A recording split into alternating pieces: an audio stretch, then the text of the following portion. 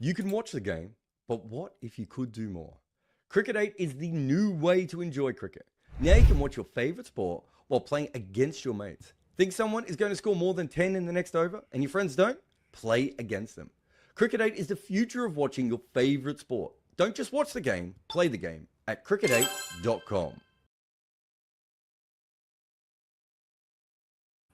Welcome to Cricket 8. Jarrod Kimber here. Rob Barron as well. It's going to be incredibly exciting, this game. And I say that with no understanding of where they're playing, of who's playing, of what any of the situation is, because I've spent the last 3 hours trying to put my Ethernet cable together. But Rob Barron is here, and he's been doing things, and he has lots of bets. We'll get to the trader game and everything else, but I will say, just looking at the trader at the moment, if we can bring that up on the screen, that this is a coin flip game at the moment. Sure is. Yeah, that's what everybody's thought all week. We know who's won the toss, and that's RCB, and they're going to bowl. So that has shortened them slightly. None of the changes were unexpected. We have a Hazelwood back in for Thashara, who is a bit unlucky to have been hoofed from the team, because I thought he bowled really well, particularly early. He was unlucky early, but he bowled really well with the new ball last time. And we have Omazai back because the giraffe has gone off on safari back to the fields where he roams. He's preparing for the World Test Championship final. So we got here Punjab 1.94, RCB 1.86. Let us go through our bets. All right, so straight away, caught by fielder, first wicket. Oh, tell me, Rob, tell me. So anybody but the anybody but the wicketkeeper is what we're cheering on there. And they are the best team in the IPL for doing this, are the Punjab Kings, because Arya and Prab Simran like to feel the bat on the ball. So they hit the ball in the air a lot. Arya will probably be favourite to be the first man out. Particularly, he gets caught on the rope a lot. He hits the ball around the kind of mid-on, mid-off region. He's been caught in the circle a few times, and Prab Simran is often caught as well. They got bowled once or twice early in the comp, but since then, there's something like 23 out of 25 caught between them. I think Arya got caught behind when he hit one up in the air, and Stubbs caught it in the last game. But that 1.91 should be much nearer 1.4. That is a very good bet, and I have whacked it with my own money, so don't moan if it gets chinned. I know that Rob definitely won't moan when a simple catch is dropped. Yeah, it's not me, is it? I never moan about drop catches. Josh Hazelwood, top bowler for RCB at 3.6. I don't think this needs much explaining, but he takes lots of wickets. Yeah, and it's the other guys not taking all that many wickets. We'd have preferred him second innings, wouldn't we, Jarrod? Yeah. But he's got 4 top bowlers, and he's only played, 12? Which implies a price of 3. Obviously, sample sizes don't work like that. It's far too small a sample size. But I think he's nearer 3 than 3.6. I don't think it's as good a bet as that first one, but it is a bet because you look around and you go, well, Booth very rarely gets more than 1. Crunell didn't even get bowled. He bowled really well last time, but he only bowled 2 overs. So he's going back to his back to the mean of how he normally bowls rather than how he was flying at the start of the season, as Joe Root nicks off in the ODI. And then everyone else has kind of been making up the numbers. No one else has been a threat, wickets-wise. Yeah, so that's it, really. He's just favourite because the rest aren't very good, and he is pretty good. And 3.8 is too many for him, too big. Patadar, under 25.5. So he's got 250s, I want to say, in this tournament so far. But it's been pretty sparse. Sparse is the word I'm going for there, Rob. Sparse.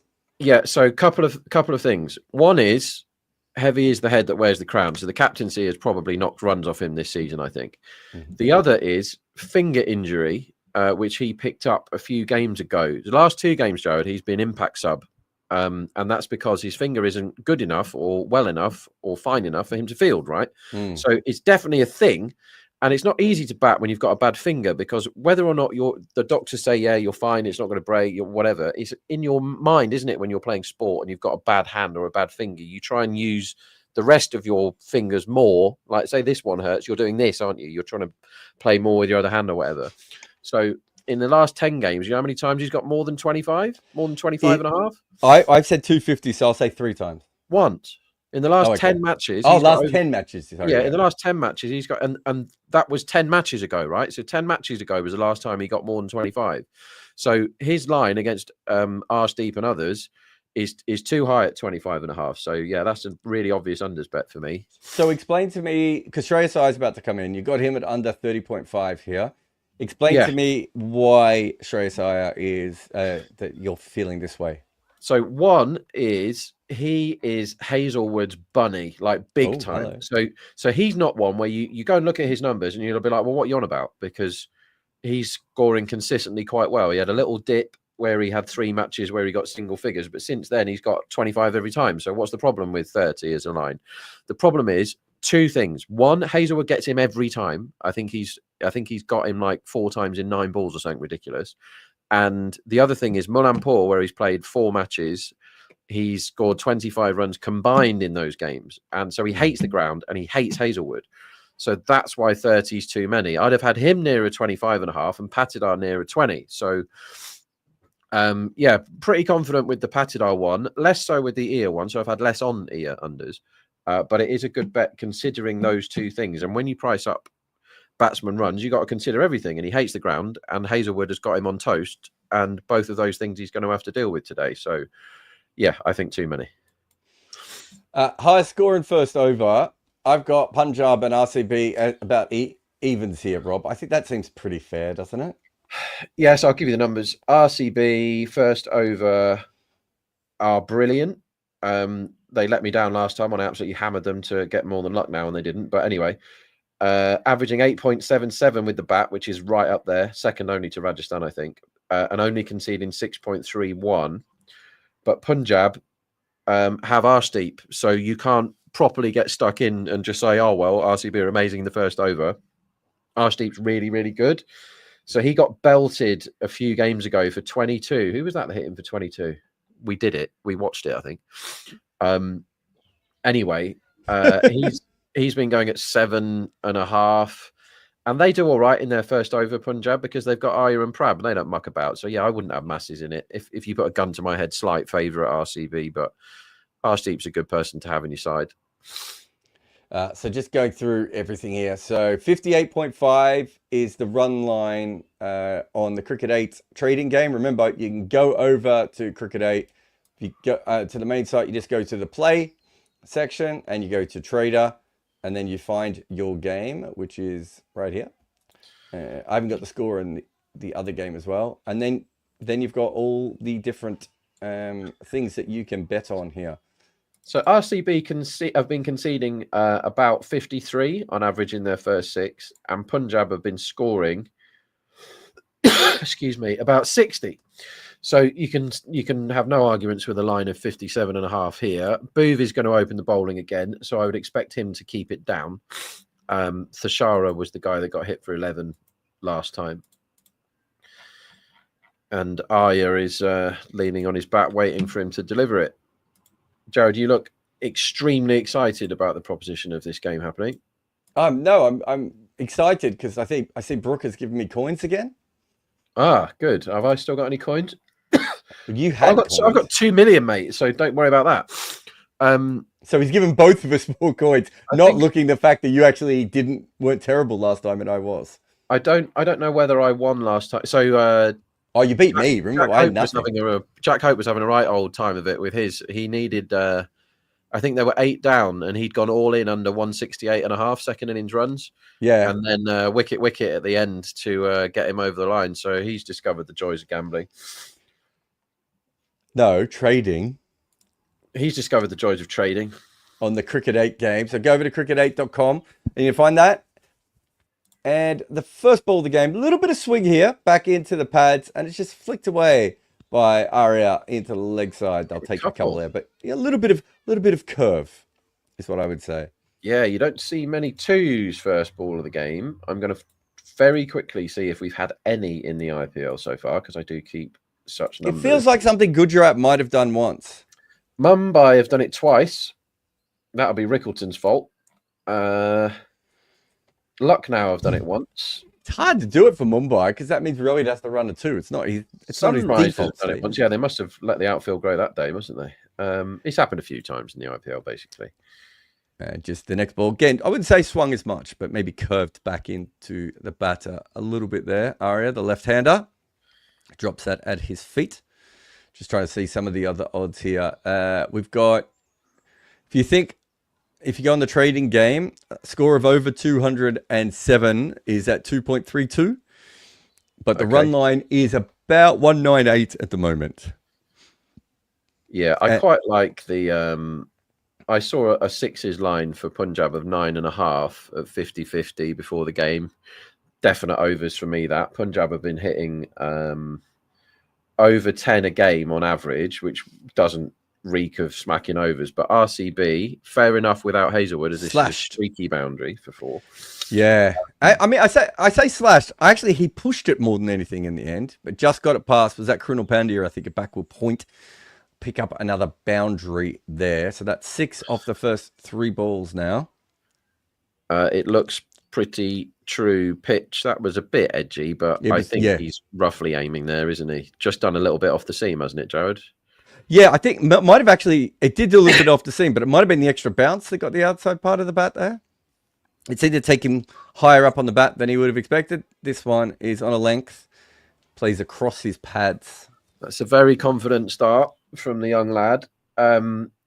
Just having a look how this opening partnership... Oh, yeah, going back to the sixes thing, RCB have conceded 39 sixes in their last 3 games.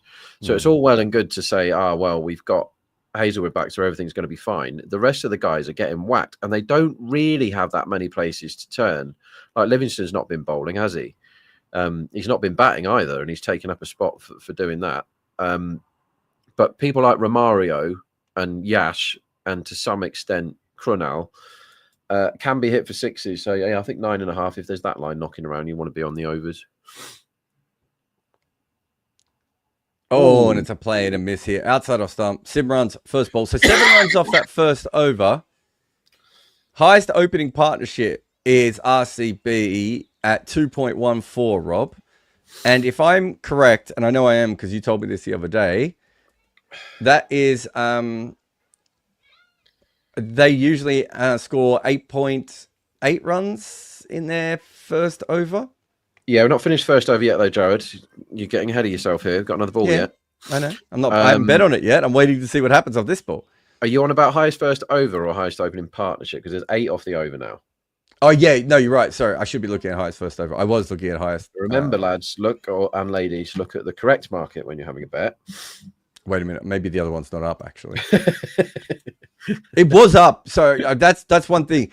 Not only is it important to look at the right one, it's also important because these things change so quickly. So even if you've got the right thing in front of you, which I did, Rob, for a moment, here it is.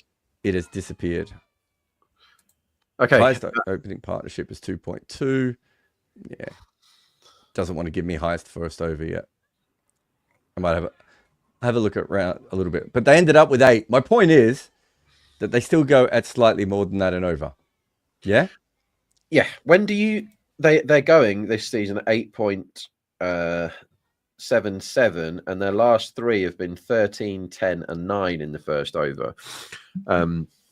And you have 2 good guys going for you, Salt and Kohli. Kohli's been way more aggressive early doors this season, hasn't he? Definitely. So first over 8 runs, and we got Yash Dayal, left arm, blue towel in the back of his trousers, and he's going to be hit to the chop out man for 1. Yeah, there was a chop out. There's a chop in man and a chop out man there, isn't there? Double chop. He got it past one chop and into the other chop's hands. Uncle Chop Chop. Bad scoring area, really. They've put the fortress down there and are challenging them to go through it. Prab is a very wristy man. I'd imagine he spends a lot of time with I've got one somewhere, with one of them, and just like he's super strong with his wrist and just hammers everything through point when he can if they go wide. I'll just have a look here to see if Yash is getting any further swing. It is. It swings back in and it's hit straight to cover point and is caught. Wow. Why He's caught by a fielder, isn't he, Jarrod? was he caught by a fielder, Rob? Yes, he was. There you go. Your first winner on Cricket 8. Very, very early on there. It was a sort of a loose ball, really, from Dial. It was outside off stump, but swinging back in on a length. And he's just punched straight through it and hit it into the sternum. Yeah, midriff, breadbasket, as they say. Breadbasket. You pick your description that you would like there. And Rob Barron has his first winner for you for the day. Yeah, that was lovely. Straight to Crunell, no mucking about, no drops to wind me up to start the day. Was that your lock of the day? Yeah, let's say so. Yeah, it was. No. It was. That was the one that I was most confident that it was the wrong price. With player runs, you can have your arguments and say it should be a few higher, a few lower. It's never going to be ridiculous. Like it's not. But whereas that is a dumb price, that 1.91. Honestly, that's nearer. If I was putting a price up for that, I'd be around the 1.4 range. So that's a big old bet. And it's good when the big bets win, Jarrod. It gets us off to a good start for the day. I would assume not everyone puts up court fielder. Is that a market more cricket specialists do? Yeah, so they do. So court is something that we don't talk about this very often, but court is something that you've got to be good at pricing when you're a trader, right? Whether it's court or not court. And it's not just this pitch has got a percentage of 67% for court. So therefore I'm going to be about 1.5 and take up my margin off and put 1.42 up or something. It's not quite as simple as that. You've got to look at your player numbers, and it's not just the batsman, it's the bowler as well. That's very streaky. Was that dropped from Inglis? No, I think that was short. It was, again, another length ball from Dial, this time a little bit wide, slashed away, and short third mops that up mops up their own mistake, I suppose. Andy said, are these openers as good as Abhishek and Sanju? I think Sanju's done. I think they'll move on from Sanju, but I think there's plenty of other options. I don't think I'd make the move for both of these guys, but I might try one of them just to see. I think Prab Simran's been around quite a long time. To answer that question, I don't think they're as good as Abhishek. Abhishek has scored. He got that massive one, didn't he, against England? And he got 140 odd this season. Abhishek has shown on multiple occasions that he can go really big. And when he doesn't go big, if he only faced 15 balls, he's still done a good job, like 9 times out of 10. If you get 15 balls out of Abhishek, he's got 40. And that is a great start for any T20 team. Whereas Arya is young and has time on his side and could be anything, has quite a high ceiling. But as far as Prab Simran goes, he's been around a long time, even though he's only 24, is he? Prab Simran? I thought he was a bit older than that, actually. I'm just looking now. So there's not much difference in their ages, actually, as one goes past the edge for Prab.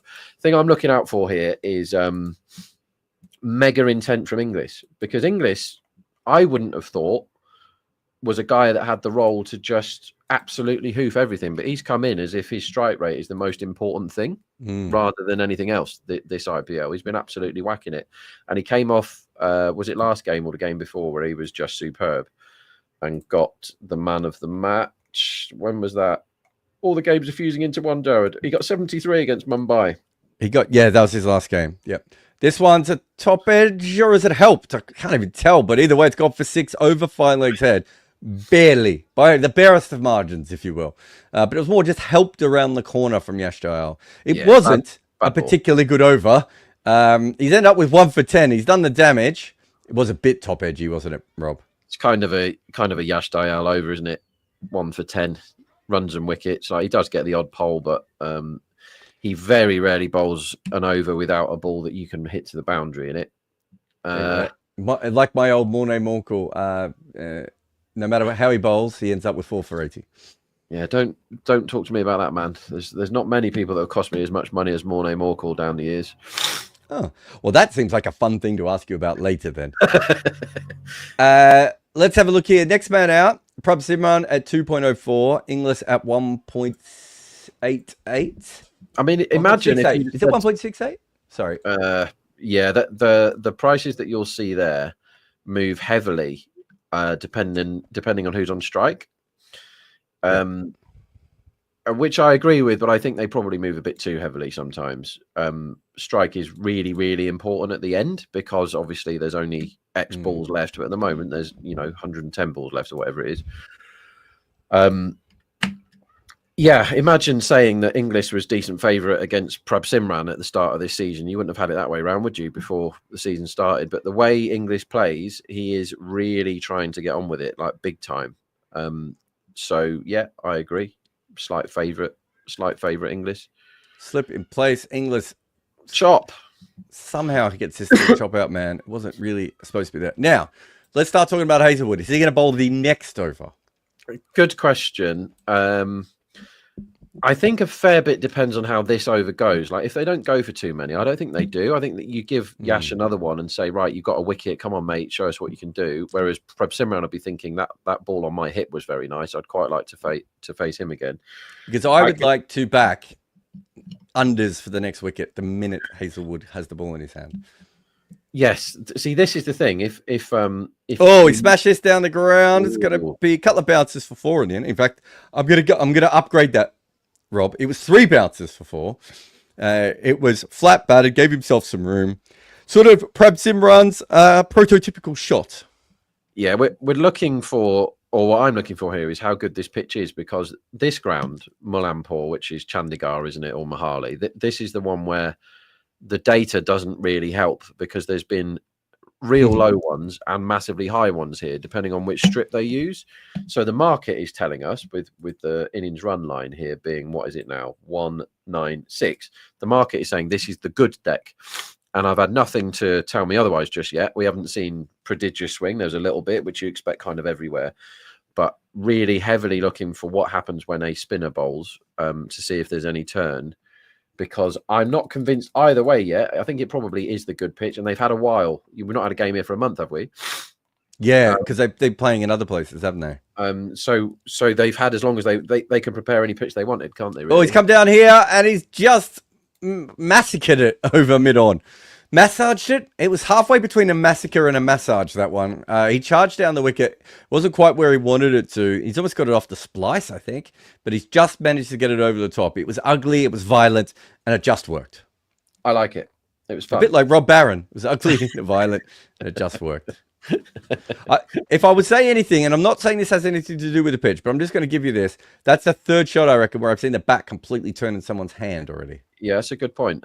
Getting slightly hurried up. That's the region he wants to score in. And to be fair, as Romario puts in a very good effort for the diving stop, they're reinforcing that area. So there's 2 ways you can go. When somebody loves scoring in a certain place, you can put one fielder there and tempt him and say, go on, then beat that fielder. Or you can really reinforce it, which is what they're doing. They've got like a point or a backward point, and then they've got the boundary rider is in that region as well. So they're saying, look, we know you're strong in that area, but if you want to go there, you got to beat 2 fielders. So we'll see what Prab Simran does now. Is this out? This could be out. Round They beat him with that field, I reckon, Jarrod. They dried up his scoring area. He got pissed off and nicked off. Like, he's running down the pitch there, just angry.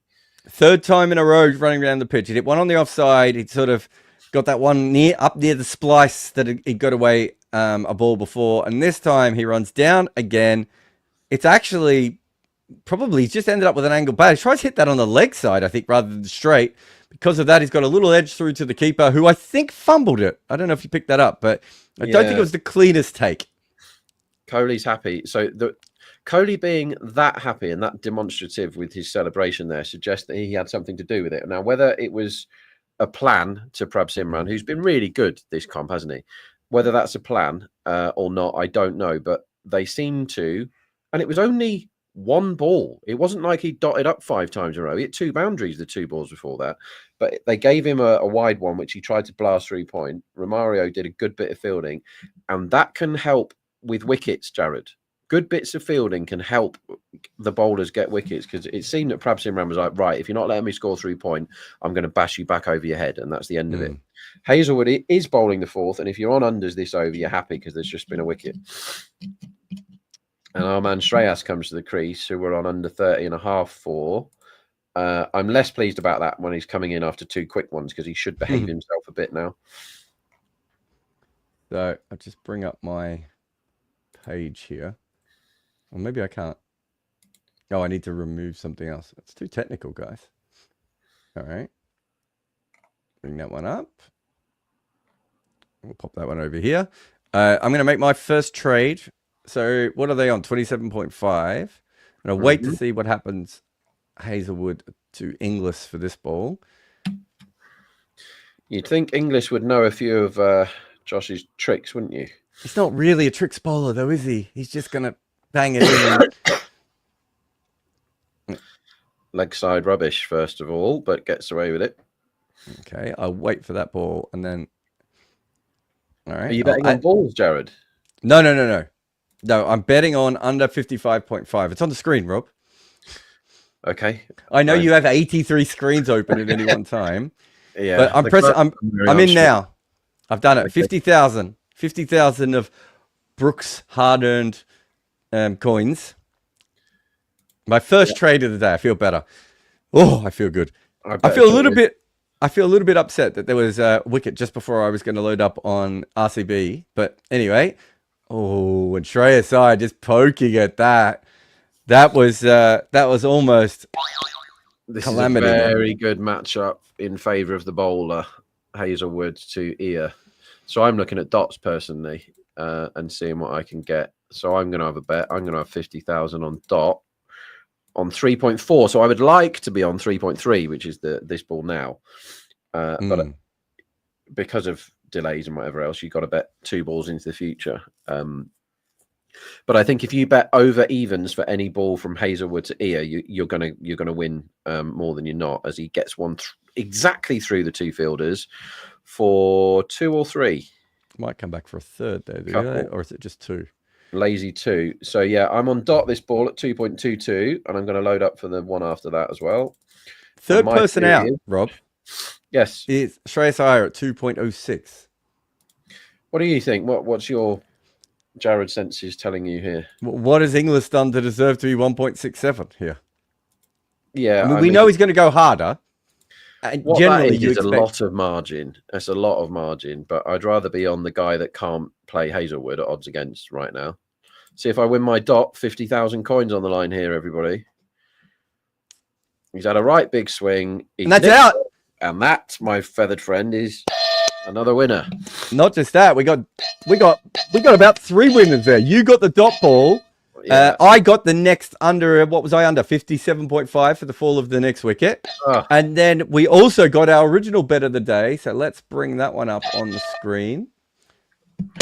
He says not being able to find it, which was under 30.5 with Shreyas Iyer. So Rob's got 2 of his 3 bets, not to mention, and this one's just worth remembering for later, he also had Josh Hazelwood for top bowler. Yeah, lovely start, eh? Yeah, I had a big bet on the court other and a small to medium on Iyer's unders, and I'm on Hazelwood. So very good start all round. But that's when you look at people pricing up player runs. Sure, they gave him 30 because he's in good form and he's got a lot of runs and all that. Fine. But Hazelwood has got him on toast. And those numbers aren't a lie, you know, that he's always struggled against Hazelwood. And he hates playing at this ground. He's now averaging 6 at the ground, I think. So you wouldn't give him 30 if he was playing Hazelwood here next week, would you? No. Could not. And who knows, he might be. So... good start. Remember, you can trade along. No money. It's just a game. The Candy Crush of cricket at cricket8.com. I'll just show you how to do it one more time. It's a lot of fun. And I was going to put next man out. Do you remember? And I was waiting one more ball on my next man out at 2.08. So I've stuffed myself up there. Anyway, play. So you go to cricket8.com and you go to play. And then you go to trader. Is this next one? Is that off the hip maybe? And goes out on the leg side. And you find your game. So you could also be trading on West Indies, England. So England are 225 for 4. So you could be doing that as well. You can trade on multiple games at the same time, which is the sort of thing. That's what the real men do. I was going to say, we've all been there. We've all had multiple opinions working at the same time there. Highest opening partnership, Punjab at 4.65. So what was the opening partnership in the end there, Rob? It was 9, I believe. 9. Hold the line. Let me get you that accurately. In my head, it was 9. The actual answer is 9. So what's the price? Sorry. 4.65 for Punjab. I can make a reasonable case for backing Punjab there. I'll That's tell you what I was what. thinking as I'll well. tell you what the case is, Jarrod. It's Arshdeep to Salt.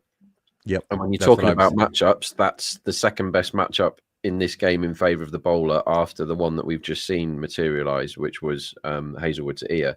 So you can see here, I pressed the. I've got 4.65. I put 25,000 Brooke Greville credits on that. Yeah, and Brooke has said this is news to everybody that he wants to host the final and wearing a tuxedo live. So that's something that everyone's got to look forward to. Maybe write in if you want that to happen.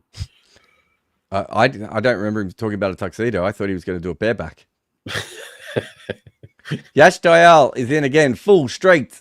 Don't think it swung. Sort of the inside part of the bat. Wadira sort of turns that on the leg side. He was the new batter. Sorry, we hadn't called that yet. Punjab are up to 3.85. So RCB at 1.34. I thought the 4s were a little bit of an overreaction. But having said that, still got 3 overs of Hazelwood left. Right? Like this. Yeah, they're in very good shape, aren't they? The fall of wicket is an interesting one, you know. So there's no restrictions on coins. I just had 250,000 on the highest opening partnership at 4.65. So that'll be good when that wins. How much?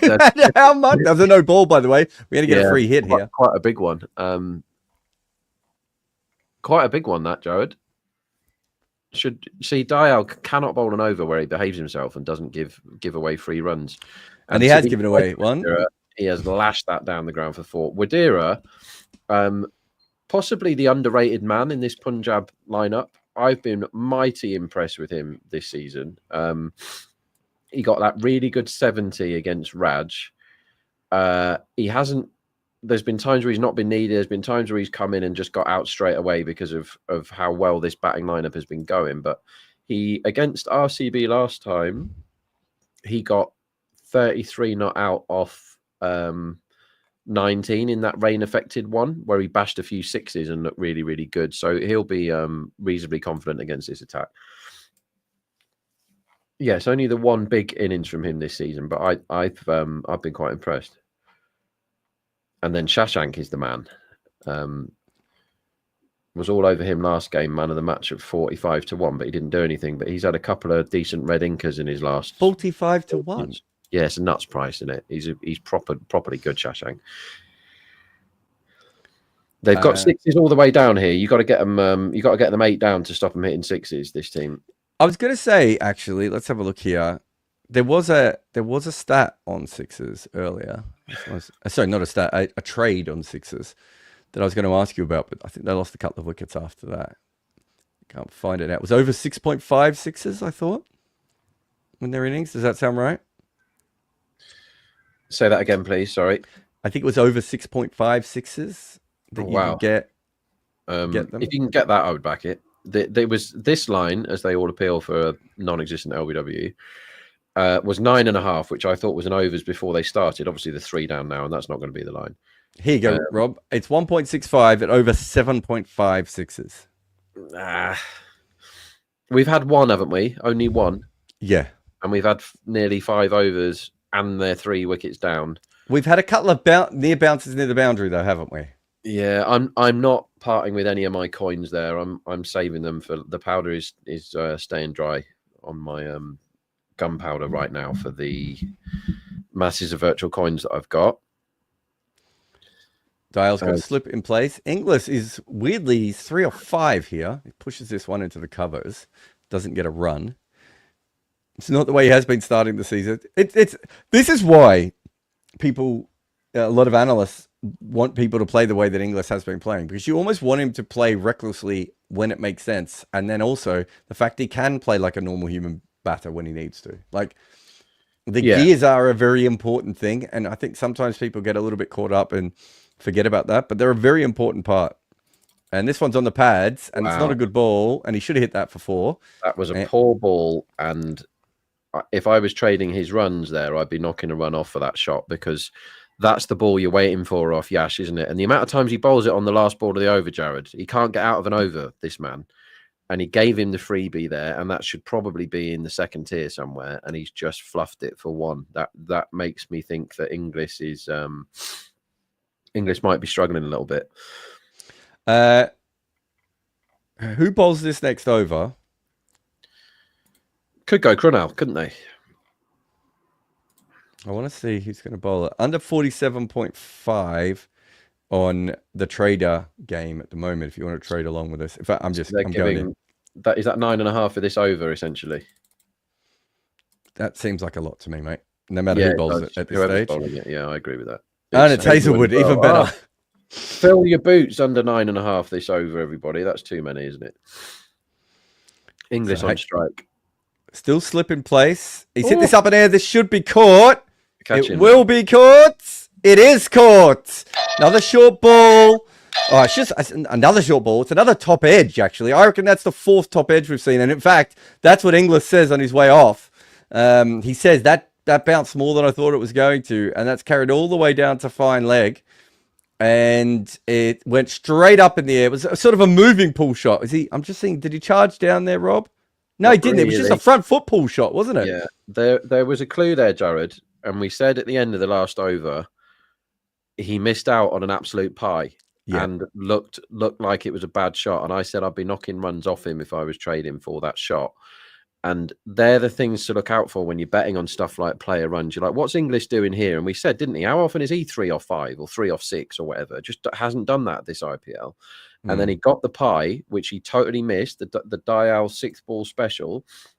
And that was the ball that Prab Simran hit for 6th, the rubbish pad ball that's like halfway up and you just do that and send it on its way.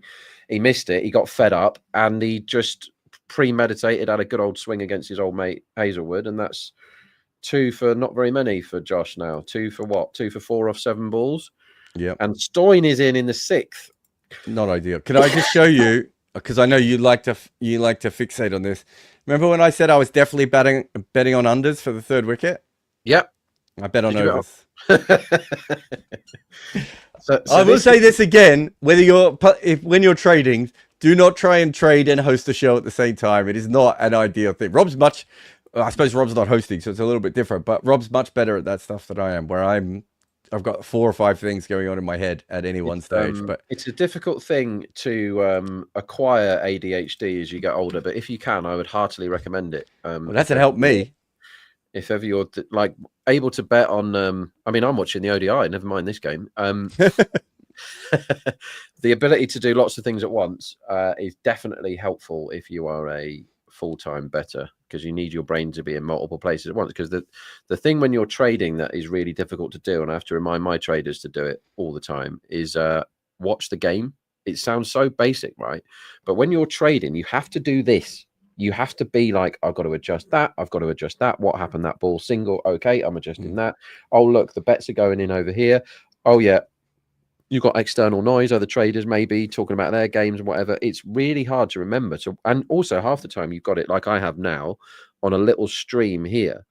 And it's difficult to see if it's swinging or did that ball beat him because it was a bad shot or that. Inside edge pass. The stump's there from Stoyne. He's gone for the pull shot. And after all the top edges, we get a bottom edge. That could have easily been bowled. What they should do now, and what everyone should do every time Stoyne comes to the crease, is bowl spin as quick as you can before he gets set.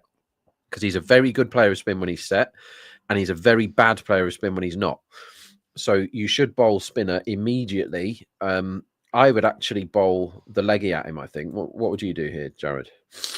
Yeah, well, they're going to anyway, aren't they? Because it's straight after the... So the options are Crunell or Suyash if you're bowling spin, or maybe Livingston. You could ask Livingston to contribute and try and earn his wages and actually do something this season. I would bowl Suyash at him and tell Suyash to try and really rip it and show us what he's got. I mean, Livingston has contributed 2 wickets this season.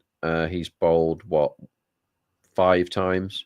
He's got 150 and his next highest score is 15 or something. So he really needs to turn up, Livingston. I just popped in a dot ball bet for this one.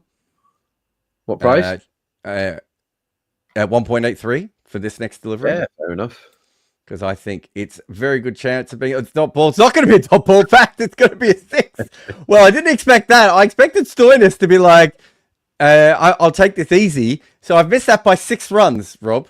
But to be fair, it was probably the first time, I want to see a replay, that Hazelwood maybe just got that wrong. I reckon he just angled that down the leg side a little bit. Yeah, that was a bad ball, to be fair. You've done your dough on your under 9.5, which was a very good bet. Wicket first ball and done your dough is extremely unfortunate. Yeah, bad ball put away. So he bowled a good ball, and Stoinis got an extremely lucky 4 that could have easily been a chop on wicket. As the crowd goes wild for the 6. Comes in again. That's another. Oh, that's. I don't. Is the bounce not consistent? Yeah, I think that's what it is. So that is a pretty frenetic power play, isn't it? I mean, he still bowled 4 dots in that over, Hazelwood, if you count the wicket. 48 for 4 is a very Punjab sort of start, isn't it? They've kept swinging, even though they're losing the polls. But I agree, Jarrod, that there's something in this bounce that it isn't particularly predictable. Because we've seen top edges and bottom edges, haven't we, so far? And that suggests to me the pitch is being a bit naughty. So you look at the run line, where are we? 170 something, I'm guessing. I haven't looked for a while. Okay, 170. Fine. So the missed opportunity there really was when the line was 197 and we weren't sure how good the pitch was, and it transpires that it wasn't all that good, I don't think. But with Punjab, they tend to maximise, they tend to leave their ceiling as quite high. So some teams now, if Gujarat are 4 down, they're buggered, basically. They'll be knocking it around, and whichever one of the top 3 still in will be taking singles and all that. Whereas Punjab, as you've just seen from that over, you'd think Hazelwood to a new man when you're 3 down in the power play is just going to be 2 or 3 off the over singles and behave yourself. And Stoinis has hit a really lucky 4 and a massive great big 6. They don't play like that, Punjab. They keep going. Also, it makes there's no. I just think this is the game you have to keep going, right? Yeah, this is your free shot, isn't it? As Yash Dayal bowls, which I didn't see coming, to be honest.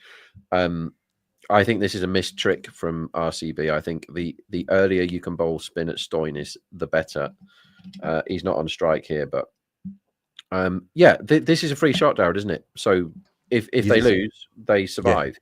Yeah. You just have to go for it. I think that's basically the way that you have to think about this game. So they've still got Shashank hasn't come in, and they've got Omazai, and they've got Jameson and Harpreet. So they've got a lot of batting to come if they want it.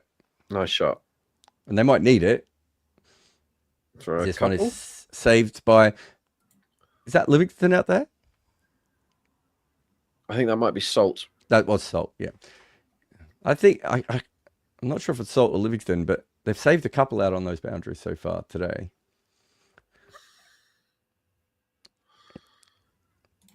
He didn't do it as athletically as he probably would have wanted, but... How's your athleticism in the field, Mr. Kimber, these days?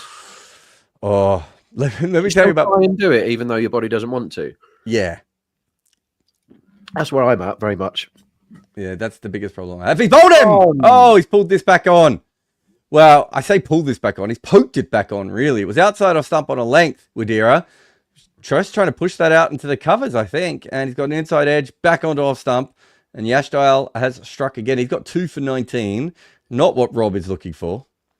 No, I still think he'll bowl enough bad balls, but it now means Hazelwood definitely needs to take at least another wicket.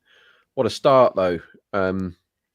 50 for 5. I mean, they live by the sword, do Punjab, but they do die by it as well. And that is an orthodox chop on. And you're right, it's variable bounce that's causing these problems. Stoinis nearly got cleaned up.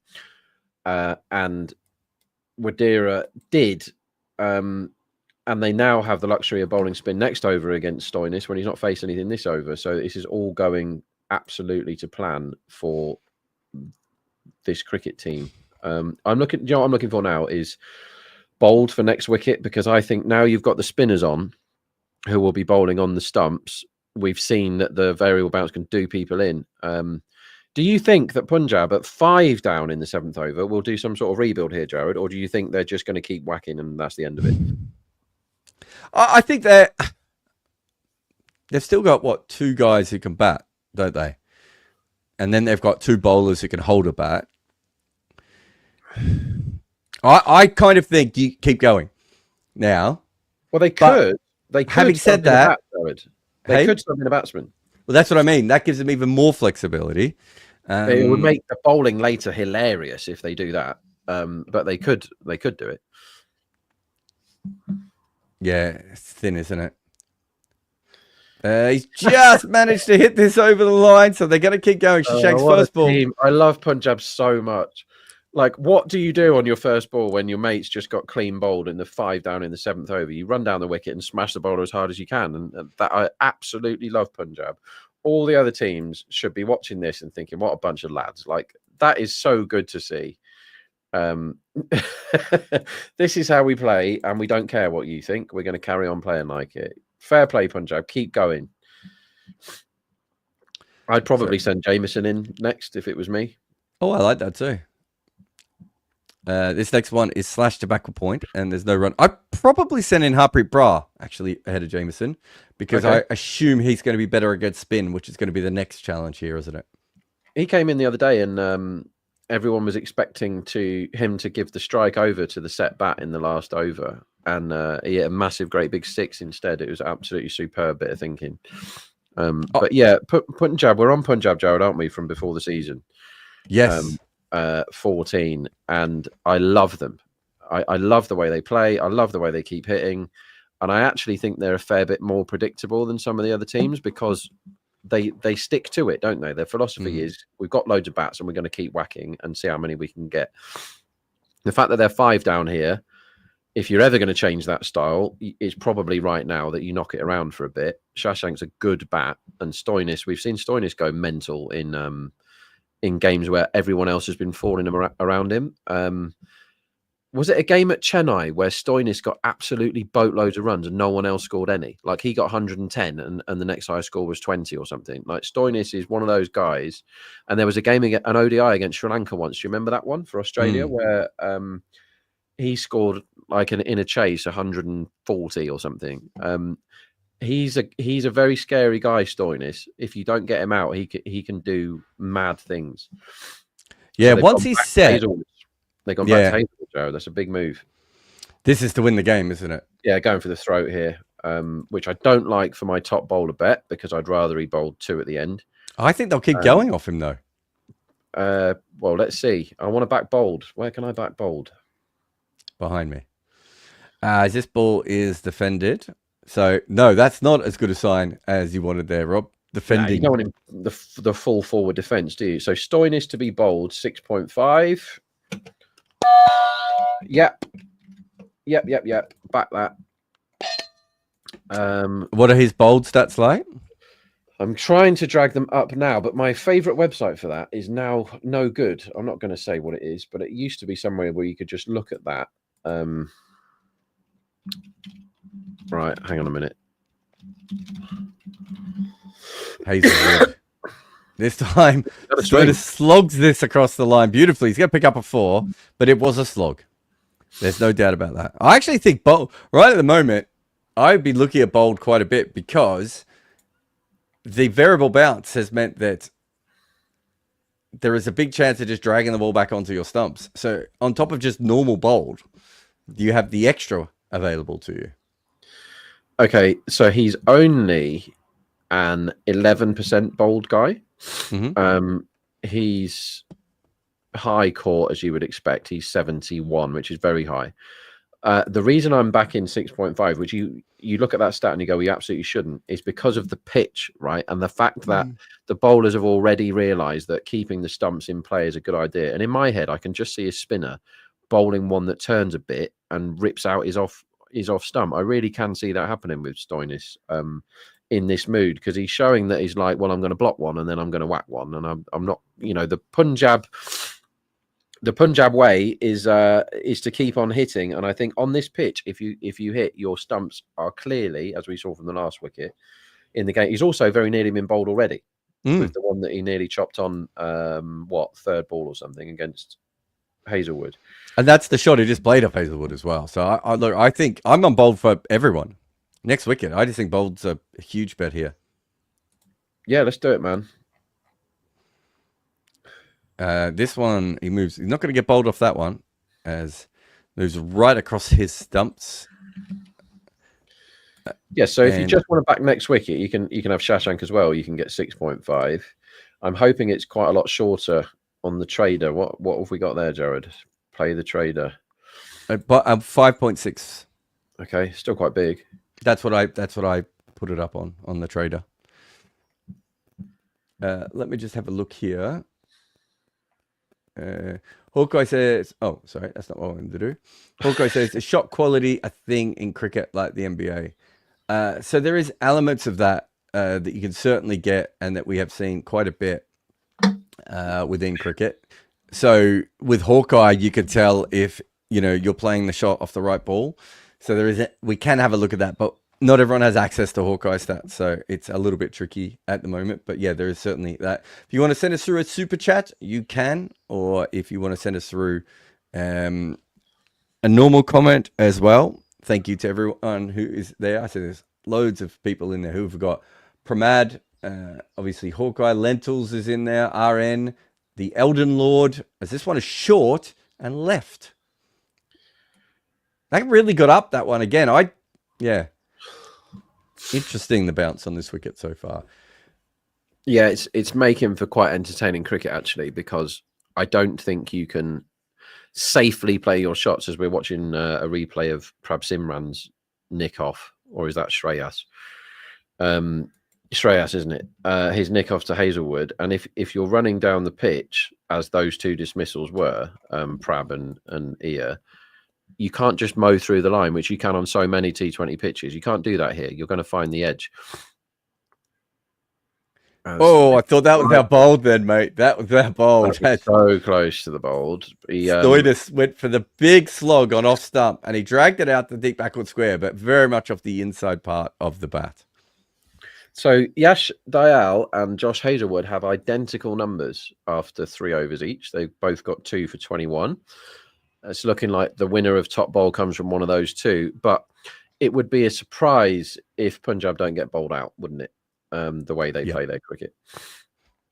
I can see a line of 6.5 for over 9, which I absolutely don't agree with. Oh, I can't get it. I'm too slow. I definitely would have been on that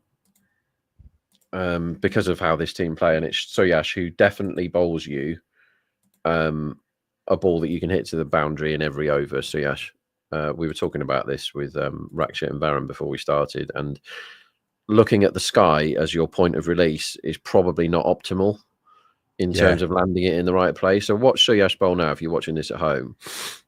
He's not come on because you're watching our stream. You're obviously watching our stream whilst you're at the ground, or you might have it on the telly as well. But Suyash releases the ball. His head goes all the way back as he lets go. I was really impressed with him a couple of years ago. I don't think he's come on as much as I thought he would, because he's been backed a lot more by RCB than he was by KKR. To be fair, KKR have got 2 amazing spinners and RCB don't really have anything. It's quite interesting. He can't control his length, which is basically what you're pointing out. You're just saying the reason why, but he can't control his length. He can be a decent defensive bowler at times. It's just he doesn't seem to ever take any wickets, and he does bowl some good balls. He does, but like all bowlers of his type. Oh, is this bold? Is this bold? Ding, ding, ding, ding, ding, ding, ding. Another one. What did we say? 5.6 we had bowled. Hopefully you all had that. This has been a good day to be on Cricket 8. I tell you that. You're doing very well, especially if you listened to me before and didn't put the same bet on that I put on before. Is that the wrong end? It is the wrong end. He's gone for the big slog sweep as Shashank, and that's taken the top of leg stump. And they are now 9.2, and I can tell you this, there is no value on that in that price. This is really fun. Suyash bowled a good ball, but this is a pitch where Punjab are proving time and again, if you take risks or liberties, you are probably going to lose your wicket. And the brilliant thing about Punjab is they don't care, Jarrod. They just keep doing it anyway. And now the run line is 140. I mean, 80 is a lot, isn't it? With 4 wickets left. Are they going to are they going to make a batting sub? Is the question I want the answer to before I hit the unders. Yeah. Because if you were going to do the batting sub, you'd probably do it now, wouldn't you? At 6 down. So we've got a timeout here. So who is that out there? That's Omazai, isn't it? Number 97? No, that's not. Who's number 97? This is where I know this is silly, but at the ground it's so much easier because you have all the numbers of all the players in front of you. But I think this is their sub, isn't it? All right, let me see who the subs are. Is it Kushia? I'm trying to read the back of his shirt, but he's tucked it in. He's gone very high-waisted here, Rob. I can give you those notes. He's gone high-waisted, everyone. I don't know who it is, and that's annoying me. Somebody tell me. Someone in the comments tell me who the hell has just come out. Comments noticed it yet? No, we haven't got it yet. Okay. It's not Khan or Singh, is it? Let me just look at the... Because he's come up in the playing 11. He doesn't have it's Mushir Khan. Mushir Khan. Okay. Who has come out to bat. Who's an all-rounder. Like a bit of an all-rounder, isn't he? He's the guy that's got no T20 numbers, but he got a double ton in first class. Yeah. Very part-time bowler in first-class cricket. Bowls... is it left arm finger spin? Or it's certainly it's finger spin. I think it's left arm finger spin. He's like 20 or something, isn't he? Okay, he batted 3 in that India B, India A game last year, end of last year, and he made a big score in that. 150 he scored. Close enough. Jaiswal was the opener, and Iswaran, who ended up in the Test squad, he was the other opener. So he came in, bloody hell. Mushir Khan 3, 180. Sarfaraz Khan 9. Rishabh Pant 7. Nitish Kumar Reddy 0. Washington Sundar 0. Okay, so he's played well that day. And it's worth remembering too that he is the brother of Sarfaraz Khan, isn't he? Okay, that's very good. Yeah. I don't know if that helps you with betting or trading or making decisions, but I've heard a lot about Mushir Khan because of his brother. He's not a T20 guy, right? In my head. He's I think he's there probably to bail them out a bit. And you see the run line jump up there, Jarrod, from 140 to 145. And that's why I said 140 looks like a lot, but I'm holding fire because I don't know whether we're going to get another bat in. And that makes a big difference. And the market's just told you it makes a 5-run difference here. So that suggests to me that this crazy team who are batting now might actually chill out for a bit. If they're sending in a batting all-rounder who is a first-class guy and has no T20 numbers at all to speak of, they might knock it around for a bit. With this team, you never know whether they will, though. And we're just getting the sub. Lovely bold that was, 6.5. Thank you very much. I'm wondering if we shouldn't go in on it again. If it ain't broke, Jarrod... I don't think I would put as much on. It shouldn't be 6. Like this is a bold pitch, right? So it shouldn't be anything like 6, which is what it is. I'm just going to message my traders and point out. Well, can you just wait until I put the trade on?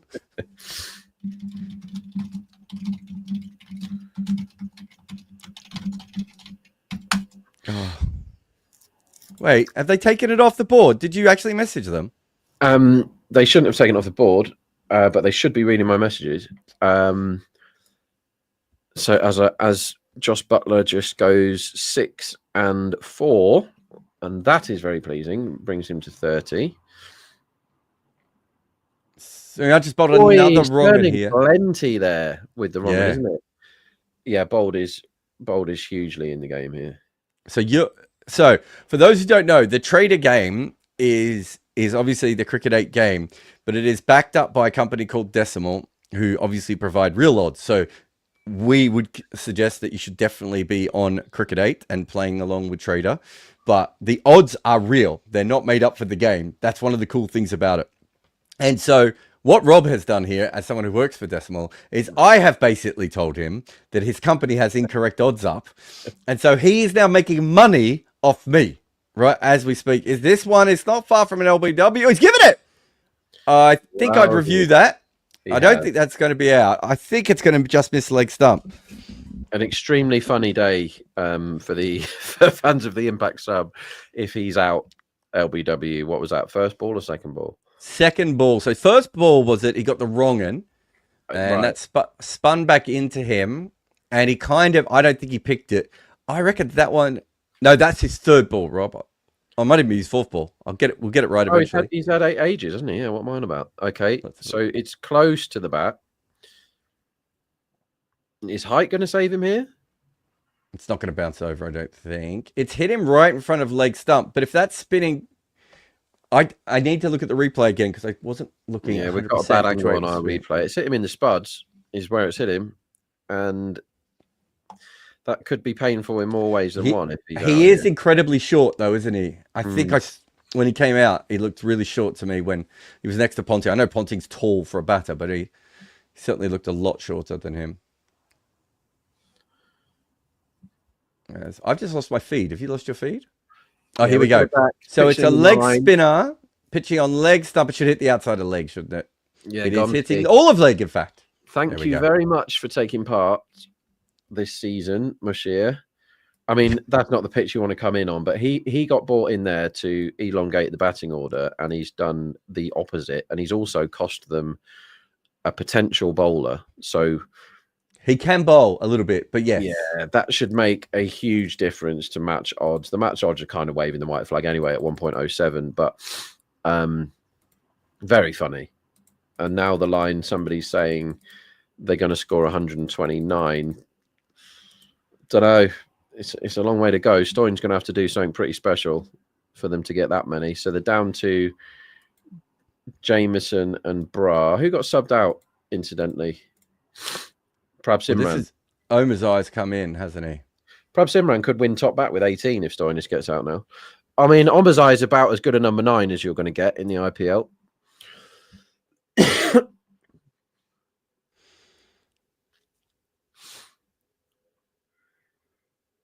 Funny old scorecard, this, Jarrod. So let's have a look at Omar's eye and how he's been going. Yeah, he usually bats a lot higher for Afghanistan, doesn't he? And they've been trying to make him into this number 6, 7 kind of guy. Just don't think it suits the way he thinks about cricket. He's very young, so he might still develop into that kind of player. But at the moment, so there's nobody who bats in more positions than this guy. Like he's a 3 or a 4, isn't he, for Afghanistan?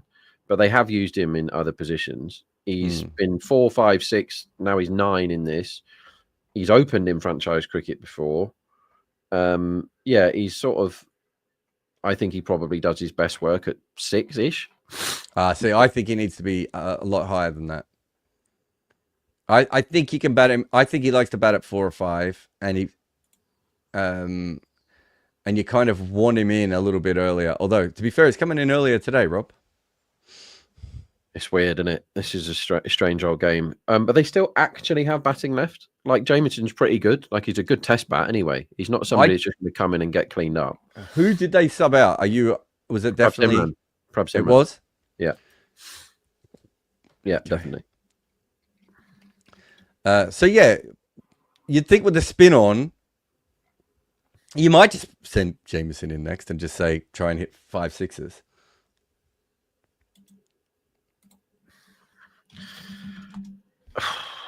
I mean, he can do that, but Jameson can stick around too. Like he's pretty, he's boring. We don't want that, Rob. Not from Punjab. We don't. We want him to keep swatting. Krunal has come on. Let me just have a look here. At Omar's eye stats is what I was trying to bring up here. So he's batted 16 times at number 4, 12 times at number 5, 17 times at number 6, 28 times at number 7, 12 times at number 8. And as you said, he's opened a couple of times. He's batted at 3. Someone was batting him at 3 earlier. No, was it last year? Sorry. Who was that? That was Afghanistan bowling, batting him at 3. Legend. It's just he's all over the shop. Yeah, he's also batted at 9. He's a proper old school all-rounder where you're just like, look, he's got talent. He'll eventually be able to bat somewhere. This is just a crazy game. I'm just looking around and the bookies have been caught completely on the hop by what's been happening, and they're sort of scrambling to get prices back out. Oh, he's come down the wicket here, Stoinis.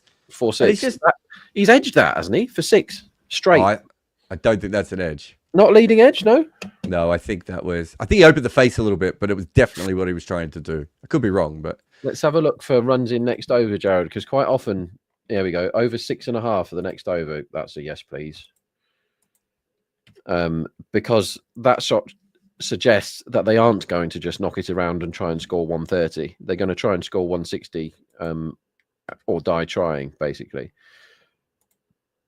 That's a nuts price, I think. 6.5 next over. So we're going with that? Yeah, we are. What's that one? That one? Over 6.5 in the 11th. Because, just hoping Stoinis doesn't get out that ball. Because Stoinis has just proved there. Bet slip error. Oh, that old chestnut. Okay, I'm not on it, but it's a really good bet if you can get it over 6.5. Because I went over 7.5 on the trading game at 1.9. Okay. I'm trying to bet over 6.5 with real money because I think that's a really bad line. Because Stoinis has just proven that, like, if you put it in an area where I can hit it for 6, I'm still going to, and that's that. And he's on strike for the over now, which is also pleasing. I was going to say that's quite handy, isn't it? So he's got 7.10 off that over. He owes me an over because he stole that great bet of mine before, the great trade I had with the under 47.5 with his bottom edge passed off stump. Oh, yeah. It's Suyash again, who's bowled 1 over for 2. I didn't manage to get on with my real money. I just got... some traders hate it when people bet with them, so they move the price and change the line and move the price and change the line. That happened 4 times there while I was talking to you. So I have no bet on this over. And that's fine. Are you okay? Like with not having a bet in an over? Like, I mean, I don't like it. It doesn't feel good. It feels like I should be allowed to bet all the time on everything. But yeah, they didn't let me bet on this over, so that's rather a negative trader who's scared of people betting with him, I assume, because sometimes traders will see a certain person coming through on their ticker and be like, no, don't want it, no, don't want it, moving the line, and then just don't allow them to bet. Whereas really, you focus on getting your prices right. As Suyash. Oh no!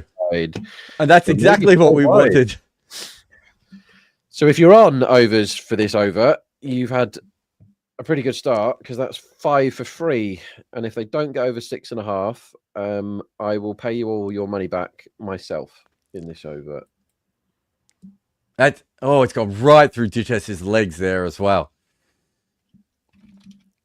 It was a terrible ball. I mean, Jitesh got there though. He should have stopped it. It should have been 1 wide, maybe 2, but hit his pad straight through him, wasn't it? So Stoinis is 26 off 15. Apologies if we occasionally get the odd number wrong, especially off the screen, as the feed that we have is so fast it can be a little bit blurry and tiny at times. Let's see what he does here. It's at the pads, and they're going to take a leg by there. So you just need 1 more run, and I need 2. Yeah, but I didn't get on. But never mind. Such is life. That's the sort of thing that can really annoy some punters. They're like, "Oh, well, I tried to get on that," and then they go looking for bets that aren't there. So, like, fair enough. They didn't want me to bet, so they didn't allow it, and it would have won. So well done to them. It's not one where you can just suddenly be, "All right, I'm angry. I'm going to smash overs next over," because it might not be a bet. If they were 6.5 again, to be fair, I'd be backing it. But they're not. But you all win if you're on the overs. And we are here to help other people win. So there you go. Yeah, some of these dismissals have been pitch, and some of them have been batsmen taking liberties, I would say. Yeah, look, they've definitely attacked, but there's been top edges, there's been bottom edges. So I think there's certainly an element of that. But the wicket start has definitely played a part. But so has Punjab's, I don't say recklessness, but they're attacking. They also, to be fair, Punjab have a lot of players who play cross-batted shots. If this is Gujarat, you probably don't get as many top or bottom edges, right? And that is Stoinis, and he is gone. Another bold for you there, everyone. That is extremely pleasing, Jarrod. So I said... Oh, yes, you had a bet specifically on Stoinis for bold, didn't you? Yeah, I said Stoinis' numbers don't point to him being bold. But this pitch and the way Stoinis plays against spin massively point to him being bold. and he couldn't resist it, could he? He just had to have a go at that. And that is lovely, even though it's bad for Hazelwood top bowler because Suyash has got his third for not that many. That's really pleasing. This is a very good game for me, this so far. I didn't go back in on bold again after my last one, only because I was putting another bet on, and I think I didn't get a chance. But I still need, what did I need? Over 7.5. I think I need one more run this over, don't I? We've had 7 already, haven't we? Yeah, so I need 7.5. You had 6.5. I had 7.5. Okay, so yeah, you need. So if you also need one more. Suyanch, I said before, he hasn't taken many wickets in this tournament so far this year. He's obviously now got 3 for 8. two wrong uns and a leggy as well, which is the other important thing there. So it's the perfect situation for him. Is a pitch that is turning and does have variable bounce, and also the opposition are trying to mow him every ball. So that hugely brings him in as a wicket threat. Like you say, if Siddharthan and Gill were batting now, they just take the 5 and over and move on.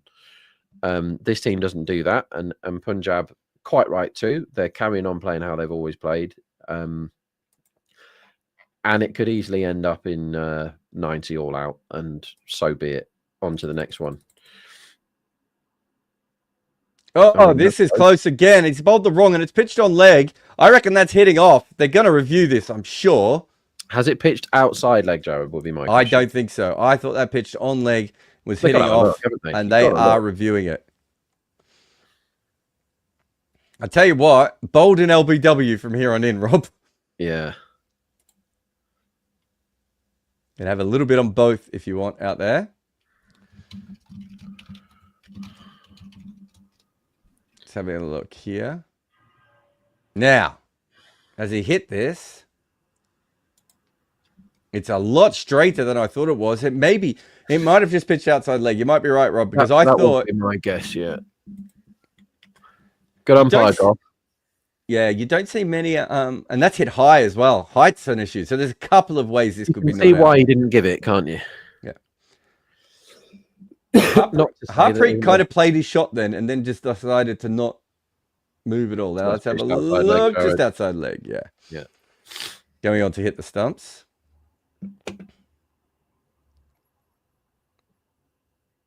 I mean, we aren't chucking out winners at 1.2 here. This is 6.5 and 5.5 you've just had in the last 2 dismissals.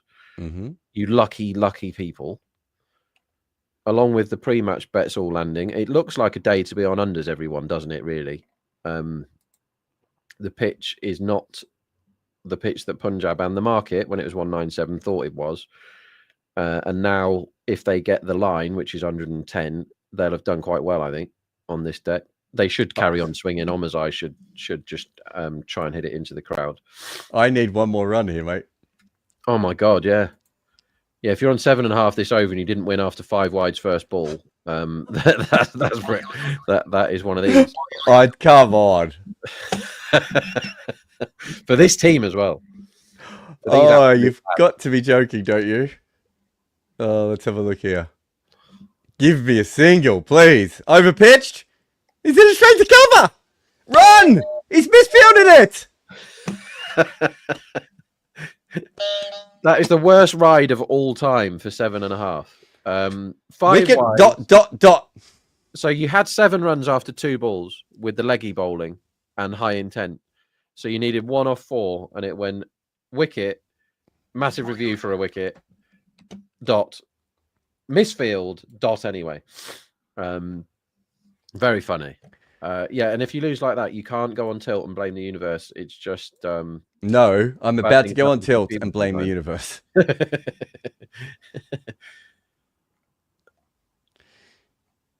I just want to see, did I get another bold in there? Oh, wait. We're going back to Yash. Omazai will see this as a chance to score some runs, I believe.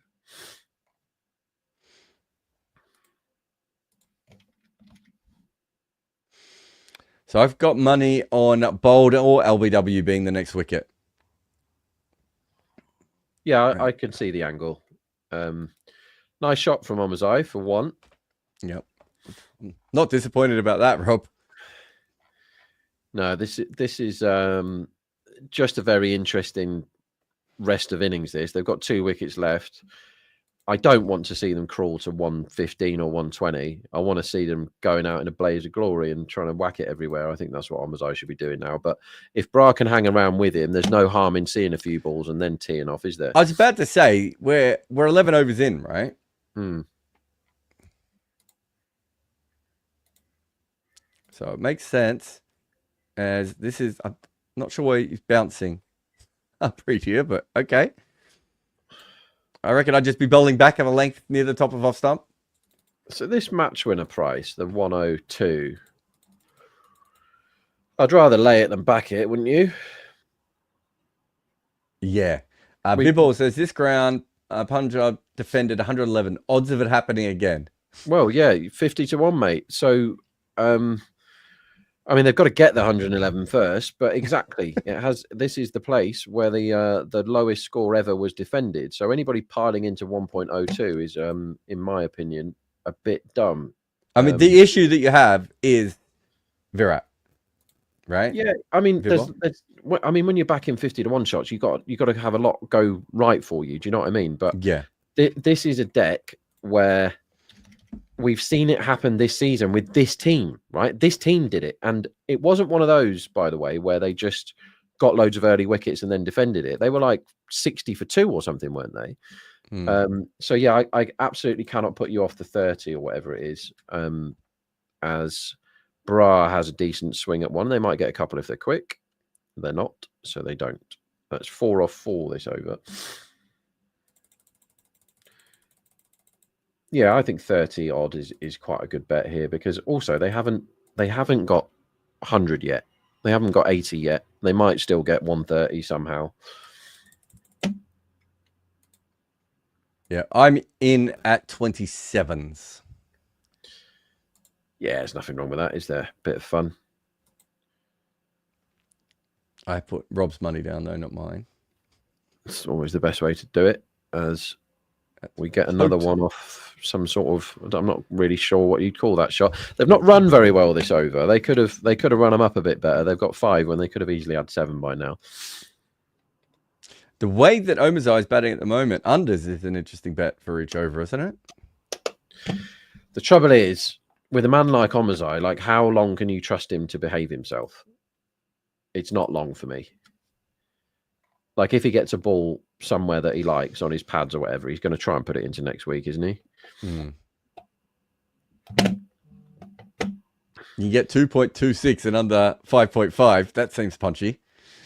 The leave is played, which is not a shot I thought we would see in the 12th over from Punjab.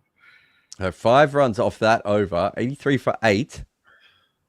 Means I probably need Hazelwood to take both of the last 2 here. So he was in such good shape when he got 2 and no one had got any. And now he's miles behind because Suyash is 3 for 8. So the Hazelwood bet looks like it's going down unless he bowls and gets both of them, which probably means you want a couple of quiet overs and then he comes on and gets both. He's probably 6 to 1 from here or something. If you haven't bet on bowled or LBW here, bowled into 3.8. I reckon you can probably put that on pause at 3.8. Yeah, LBW is 7.2. You could have a sneaky little trade on the Cricket 8 app at 7.2 this over. But you have to put it on now. If you shop around, you can get 8.5 for LBW, which is not on the Cricket Trader app. You can't. No, but I'm talking about making real money, and you can get 8.5. And I would back that with Suyash on, because if they're playing big shots against Suyash, he'll bowl you. If they're blocking, he can get you LBW because he's got the one. They have played a big shot. Has cut off his stumps for 1. That's risky. That could have very easily been bowled. So if they're playing low intent, then the LBW is more likely. If they're playing high intent, then the bowled is more likely, right? That's the way that works. Because obviously, if you're playing big shots like how Stoinis got out, you aren't covering your stumps at all. But if you're nudging and nerdling as he's putting bloody salt on the ball or whatever he does, you've got to stop doing this, Suyash. You're a fully grown man, mate. He's doing this every time before he bowls the ball. As it is blocked for a couple if they run fast or a single if they don't. Is that like the guy who owns the steak restaurant in London because he got famous on TikTok? Do you remember Yeah, him? what a loser. Yeah. Gold, was it Gold Flakes or Salt Flakes or whatever? Salt loser face, his name is. Now, I'm not going to name who the player is, but a player had told me, he's like the minute that opened, he said, "Oh, I can't wait to go there." What? And I said, "What?" Because I'd it's say like, not to go there. isn't it a couple of £100 for like a steak or something ridiculous I'm at that gonna look place? it Like, up. I bet it's more. and I always think Salt By, someone said, that's the guy. This could be bold. Oh, actually, it might be caught. He's given himself some room, and it's six. Just Well done, Omazai. That's what we want to see, mate. he backed away. He opened, exposed the stumps, and Salt then Boy, Salt Bay. It says here. Salt Bay, yeah. Some cuts. If you want the gold-plated steak, which obviously you do if you're going for a steak. I mean, I can't remember the last time I had a steak where they didn't gold-plate it. Yeah. 1,450 quid, Jarrod, for the gold-plated one. Yeah. If you don't want it gold-plated because you don't eat your gold, you use it to, buy goods and services, you can pay just 680 for a steak. Oh, my God. Anyway, I can promise you that there were some international cricketers who went there and were really excited to go there. They weren't as excited once they'd been. Well, isn't it just some loser feeding you your steak, which just emasculates you in front of the whole restaurant? Like, if somebody tried to put food in my mouth, even if I knew them, they would be getting a whack round the chops. Like, absolutely Whoa. I've fed you before. Yeah, but that's completely different, Jarrod. That's for other reasons. On Sunday, Rob will be doing the watch along from my studio, but I will be doing something else. So I will literally be coming in and putting meat in Rob's mouth. Yeah, and that's all Rob. You can probably cut that up. And by the way, just on the price that you said here, so we're going to get play and miss by Harpreet. Kundan said, I think it was when you were saying how much hopefully the gold-plated steak, he said, that's my college tuition. It tells you a lot about the world, doesn't it? That people in London will go and do something like that. Yeah, it's just appalling. Like, there is no amount of money that I could have to ever justify spending £1,400 on a steak. Like, if you're a billionaire, I wouldn't even do it for the fun of it, because you're just giving somebody £1,000 for nothing for putting a steak into your mouth. Like, there's, I'll do it for 50 if someone wants me to feed them. Oh, do you know what we haven't done today? In fact, Rakshit, spun the wheel. We haven't spun the bloody wheel, Jarrod. We haven't spun the wheel, and then we have to also. Oops. So if you can bring up the channel, we've got the questions. So let me spin the wheel to begin with. So cricket8.com, we've got a timeout here. Let me spin this wheel. I don't know why we spin the wheel, because Brooke just gives us free credits anyway. I think that's why we spin the wheel. Oh, okay. 2K. Boom.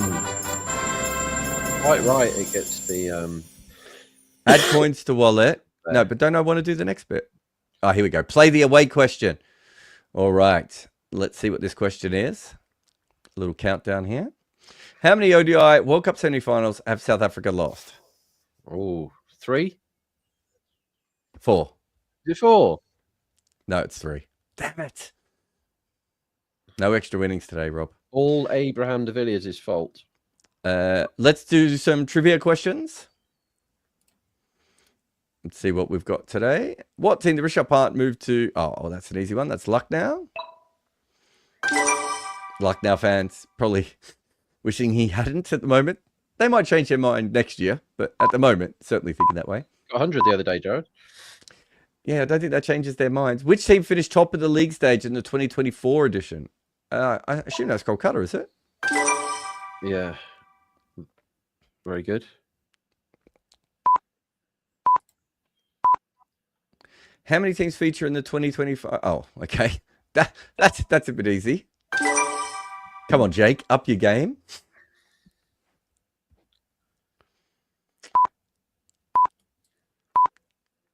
Who has played for the most IPL franchises? It used to be Finch, but has DK gone past him?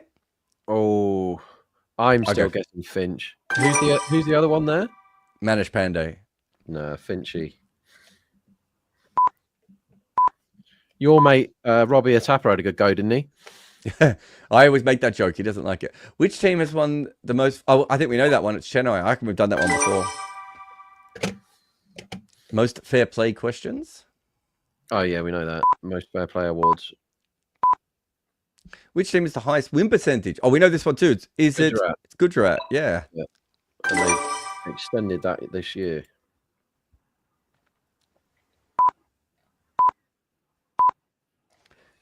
Who was player of the match in the opening match? Okay, I know this because I always get it wrong. Is it Cronell? It is Cronell Pandya. There we go. Oh, we got more questions. I thought we'd done. I'm way better at these questions now. I've heard them before.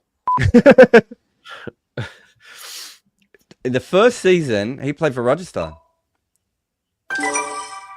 Ravi Are you Jadeja. going to read some of these questions for those of us that can't see them on the screen or not? They're on the screen. It's all right. What did we get? 8 from 9? Not bad. Romario Shepherd with a ball in his hand. It's not always good news, is it? If I was batting, I would see this as my chance to get 20 off the over. I think Omazai should go all guns blazing at him here. And he's got an edge through slip for 4. Well, through vacant slip, I should say. What price can we get on boundaries on the old cricket trader thing? Let's have a look here. So 4.9 over 1.5. That'll do. You're looking per ball here. Yeah. Yeah, that's too. That's a bit high, isn't it? Yeah, I think so. Are you now messaging your team? Yep. 4.45. You just saw me take a trade there. So I'm on the 3rd ball of the over, and I'll go in again on right, which is less fun, isn't it? I'm on the 4th ball of the over. Sorry. Yeah, I think I'd rather be on the 4th. I'm on the 4th and the 5th. Okay, I can't. We need Harpreet to get off strike here, don't we? So he's faced 2 balls. The next man out is an interesting market as well. The next man out, I've got Harpreet at 1.68 and Omazai at 2.04. Part of that is who's on strike at the moment, isn't it? I think they'll bowl wide to him now when they really should just be bowling at the stumps on a length. That's it. Perfect. He's bowled him. And we got another one. Ding, Wow. ding, ding, ding, ding. Another bowl for you. Jeez. I tell you what. Someone said that those steaks cost you more than your tuition. You're following Cricket 8 today. We told you this was the wicket for bowled. I think I was on that twice, Rob. Just let me have a look at that. Because I went in once and then you guys did move the odds. So I did it again on Cricket 8. Where are we there? Lovely. This is just bold galore, isn't it, this? Yeah, unfortunately, I'm going to lose out on my 2 dot balls, though, now. And not my dot balls, my boundary balls. But yes, I've got... Who'd have thought Romario? We have to admit, we've had a loser, and that's Hazelwood top bowl. It can't win. Good bet, but it didn't win. But everything else we've told you today is absolutely sluiced up. Yeah, no, the Hazelwood, we'll just bring that up in a second. But it was top bowler at about 3.6. But you can see here on my trader app, I went in at 4.45, and after I did that, I expected Rob to change the odds, and he didn't. So I went back in again at 4.35, but then I put on that cheeky little LBW bet as well, just because I thought Siyanch might do that. But he ended up bowling outside off stump, so we didn't get that. So it's Jameson. So this means, because you told me probably... James Simran got subbed out, yeah. Simran got subbed out for Mushir, who responded to the call up. And so Arshdeep doesn't bat, right? And Kyle Jameson is the last bat. So I'm just getting my head around the scorecard. That's correct, yeah. It's weird, isn't it? Your brain doesn't go to that spot, does it, when you when you're thinking about who's left? But this has got to be one of the best number 11s you're going to get in the IPL, Kyle Jameson. Yeah. I don't think I'll do it. Oh, the Boulder's down at 3.25. Boo! They're on. Boo! Cricket 8. I'm going to miss out on all my dot balls here. I'm going to miss out on my boundary, aren't I? Because he's blocked that one. Is he any good at batting, Jameson? Because I remember him getting a 50 in a test, and in my head, I thought... Oh, he's gone for this one. I might get my boundary here, Rob. There it is. There we go. Another winner for you there. We did get 2 losers, but the winner was at 4.35. You can see it on my screen at the moment there. There you go. No, is that the right one? Yeah, 4.35 on... Oh, did I get 1.4? Was that 1.5, that ball? Have I been... What delivery was that? 13.4 or 13 point? That was 5. Ah! It went wicket dot boundary. Of course, I got nothing on that one. Oh, well. I picked up for my other one, so I'm okay. So he looks less likely to be bowled, Jameson, because he's covering up there. If you looked at Yeah. whereas Omazai, I think, will give us a chance if you want to keep on the bold train. But looking at those prices, if the price starts with a 3, I wouldn't back it, as Bethel just monsters a 6 to take England to 322 for 5 with 6 overs left. Bethel's 48 off 40. Will Jackson's 12 off 12. They probably won't be missed today. Hazelwood, yeah, especially as he plays for Mumbai. Hazelwood. Oh, sorry, Bethel won't be missed today. Oh, sorry, Bethel. Yeah, well, they've got Salt anyway, haven't they? It's interesting that Salt can't get in the England team and Bethel can, because it was seen as the other way round, wasn't it? I know it's a different format from this lot. How do you feel about 1.94 not caught on next dismissal? I think that's fine. It's not good. It's not bad. I don't feel like backing it. I think if you put a gun to my head, I think I'd actually back caught. If it was I was like kind of thinking the same. 1.9 something. I think you can overreact. And this is caught. Ah! Well, you don't get a winner for there because there's no way you could have put that on. I was thinking the same thing, that court looked okay there. They have ended up with not many runs. 101, am I right? 101 right. All out, the Punjab Kings. It was fun. We're very unlucky with the Hazelwood top bowler because he got 3 for and has been beaten by 4 runs on countback.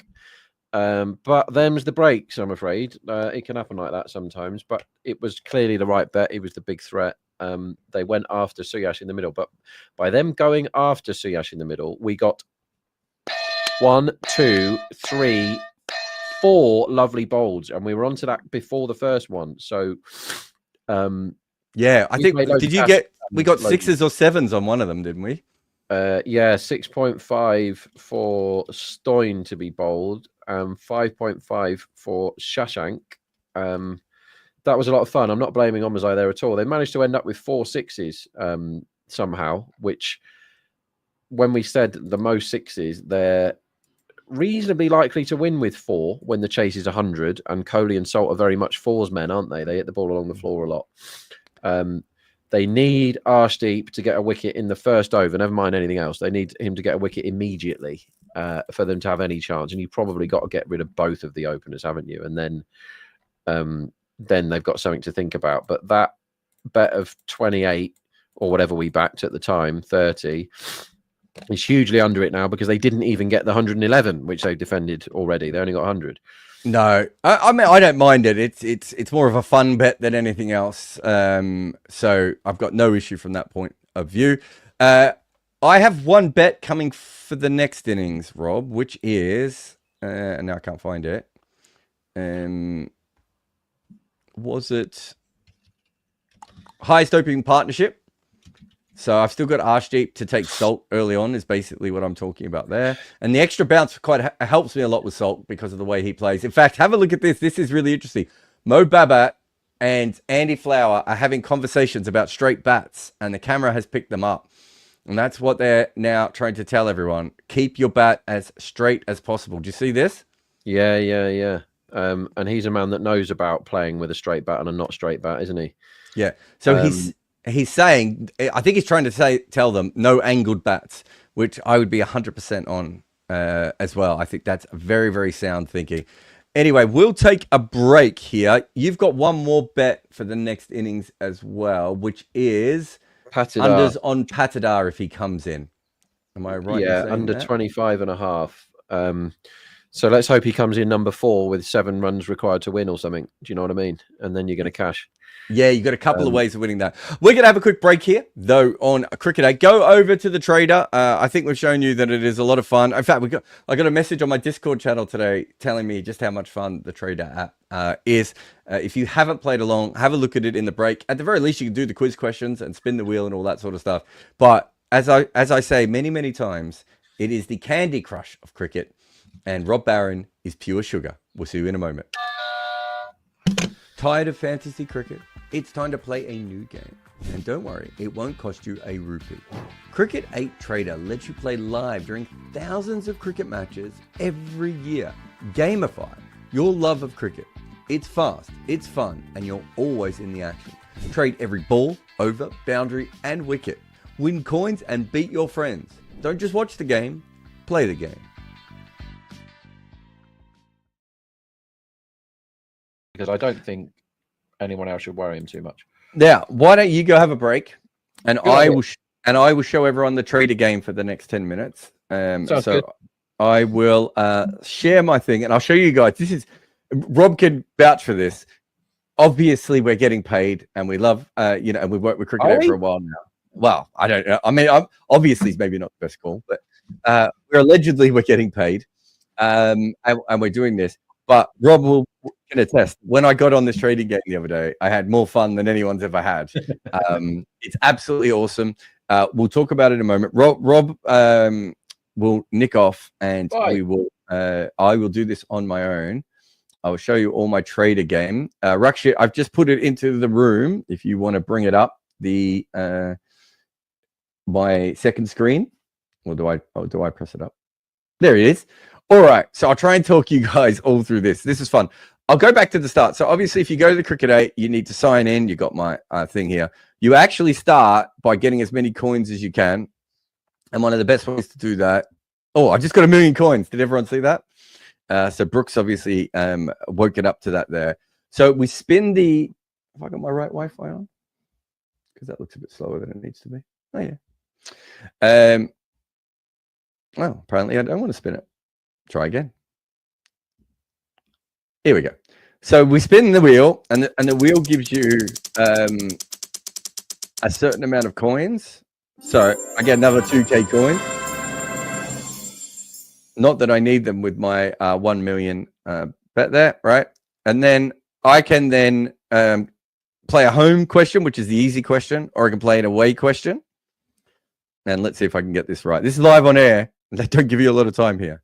Which of the current brothers has not played ODI cricket for England? Oh, okay. So this one's easy for me, but might be harder for might be harder for others. I don't think it should be though.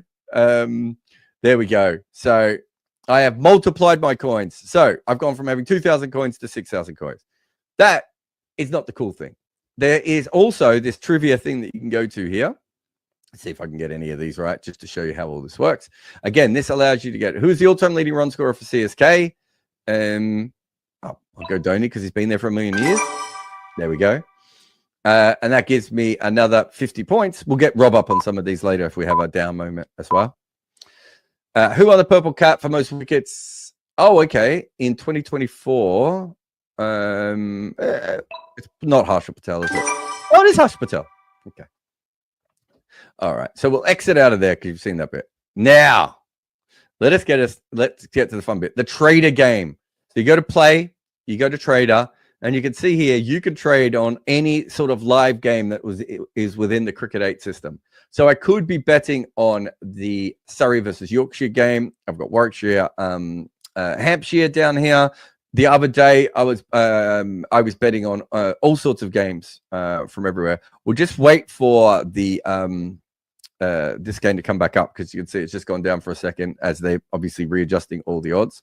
So if we were to go to the game here, I think I was going to say the match one is wrong, but I think the match one is right here. Oh, they've just been bowled out, have they? Oh, okay. So Yorkshire have just been bowled out for 255 and Surrey are 490 for 9. Oh, so Surrey are batting at the moment. I'll get that right in a minute. But Surrey obviously has a huge lead. So you can bet on the result, but there's not much point in betting your coins on any result here. But you can go on the innings line. So let's have some fun. They're 490 for 9. Let's have a look at the scorecard, shall we? All right. So Fisher is 5 off 7 and Laws is 30 off 25. So Laws is whacking them around. I'm going to go on the fact that I think they're going to lose a wicket in the next 14 runs. So the partnership is, for that last wicket, pretty handy, isn't it? Yeah. No, I'm going to go on the fact that eventually they're going to get that. So I go in here. I've got my unders, and I'll bet 1,000 coins on under 504.5. So if they score 504 or fewer, I'm in. And if they go over that, it's really bad bowling from Yorkshire. Let's be honest here. But you can see here, we can also look at the fact. So if you could work out, and obviously I don't have the Surrey Yorkshire stream in front of me, but if you could work out who's likely to face, you've got a number 11 batting with a number 10 who's on 30 off 25. So if you had the number 11, if you knew the number 11 was on strike, you could probably go under 1 point, you could bet on dot balls if you wanted to at 1.31. And if you could work out when the number 10 who's smashing the ball everywhere was going to be out, you could do it that way. You can also bet on who's going to be next out. So at one end you've got, I wonder what Matthew Fisher. Now, this is why I find this so fascinating once you get into all this. Because now I want to know how good a number 11 Matthew Fisher.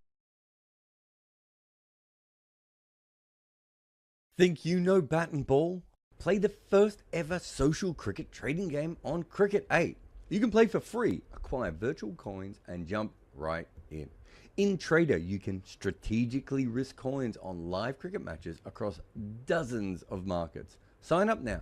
Don't just watch the game, play the game.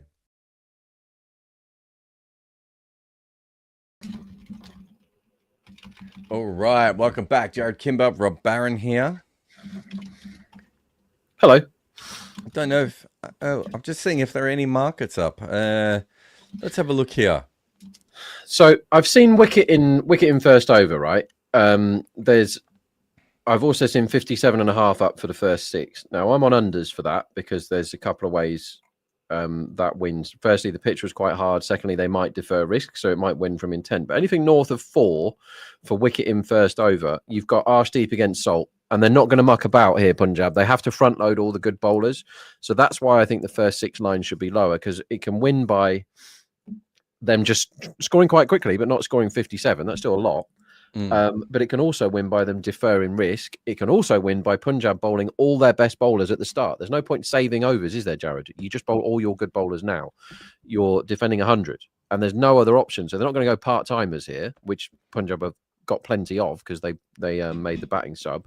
It's got to be Arshdeep bowling his 4 overs, maybe even off the reel, like maybe all 4. Jameson's got to bowl. They've always got to have somebody over 7 feet tall bowling Punjab. It's in their manifesto. Contract. I've got wicket in RCB first over at 4.05 on the Cricket 8 game. Rob? Arshdeep gets Salt way more than 1 in every 18 balls. I would expect Salt to have a go at him. I've seen a price out there. 9-1, so 10. First over tie, and they got a very tieable number. Was it 8? Yeah. They're not 10 to get 8. I mean, that's about the distribution. That's about what they're due, 8. So let's see. RCB have scored 8 this season. They've conceded 8 1, 2, 3, 4 times, which is pretty amazing in their first over. So yeah, that's a really good bet because that's just a numbers thing. I actually think in hindsight, I was quite lucky with my caught other first wicket because it wasn't the caught other pitch, was it? But we picked up on that and won a load of money back in bold. So yeah, we missed one bold, didn't we? But right after that, we were all over bold. Yeah, it's been a really, really good day. And when you've had a good day like this, betting wise, you don't need to go chasing bets that aren't there. Let's just have a look, see how we get on as Will Jacks finally cuts loose. As England get to a pretty defendable 361 with 4 overs to go. Not many bowlers in that side, as you said before, but yes, I think I would go. So I just want to have a look at my trades of the day. I think this is everything, isn't it? This is the first trade I made, which was the incorrect one, where I meant to go under 55.5, and hopefully you all listened to me and didn't watch me do what I did on the screen. This one is still open. In fact, do you know winners are green and open bets are green? I think on the Cricket 8 Trader. We should change that, Rob. I agree. We should with have that. open I bets agree a with different color than winning bets. So, by the way, you can now get Punjab at 95s. And if you don't think I'm going back in on that, you don't know my personality. Yeah, it's. I totally agree. I'm just going to message the guys now. But yes, so highest opening partnership is still open.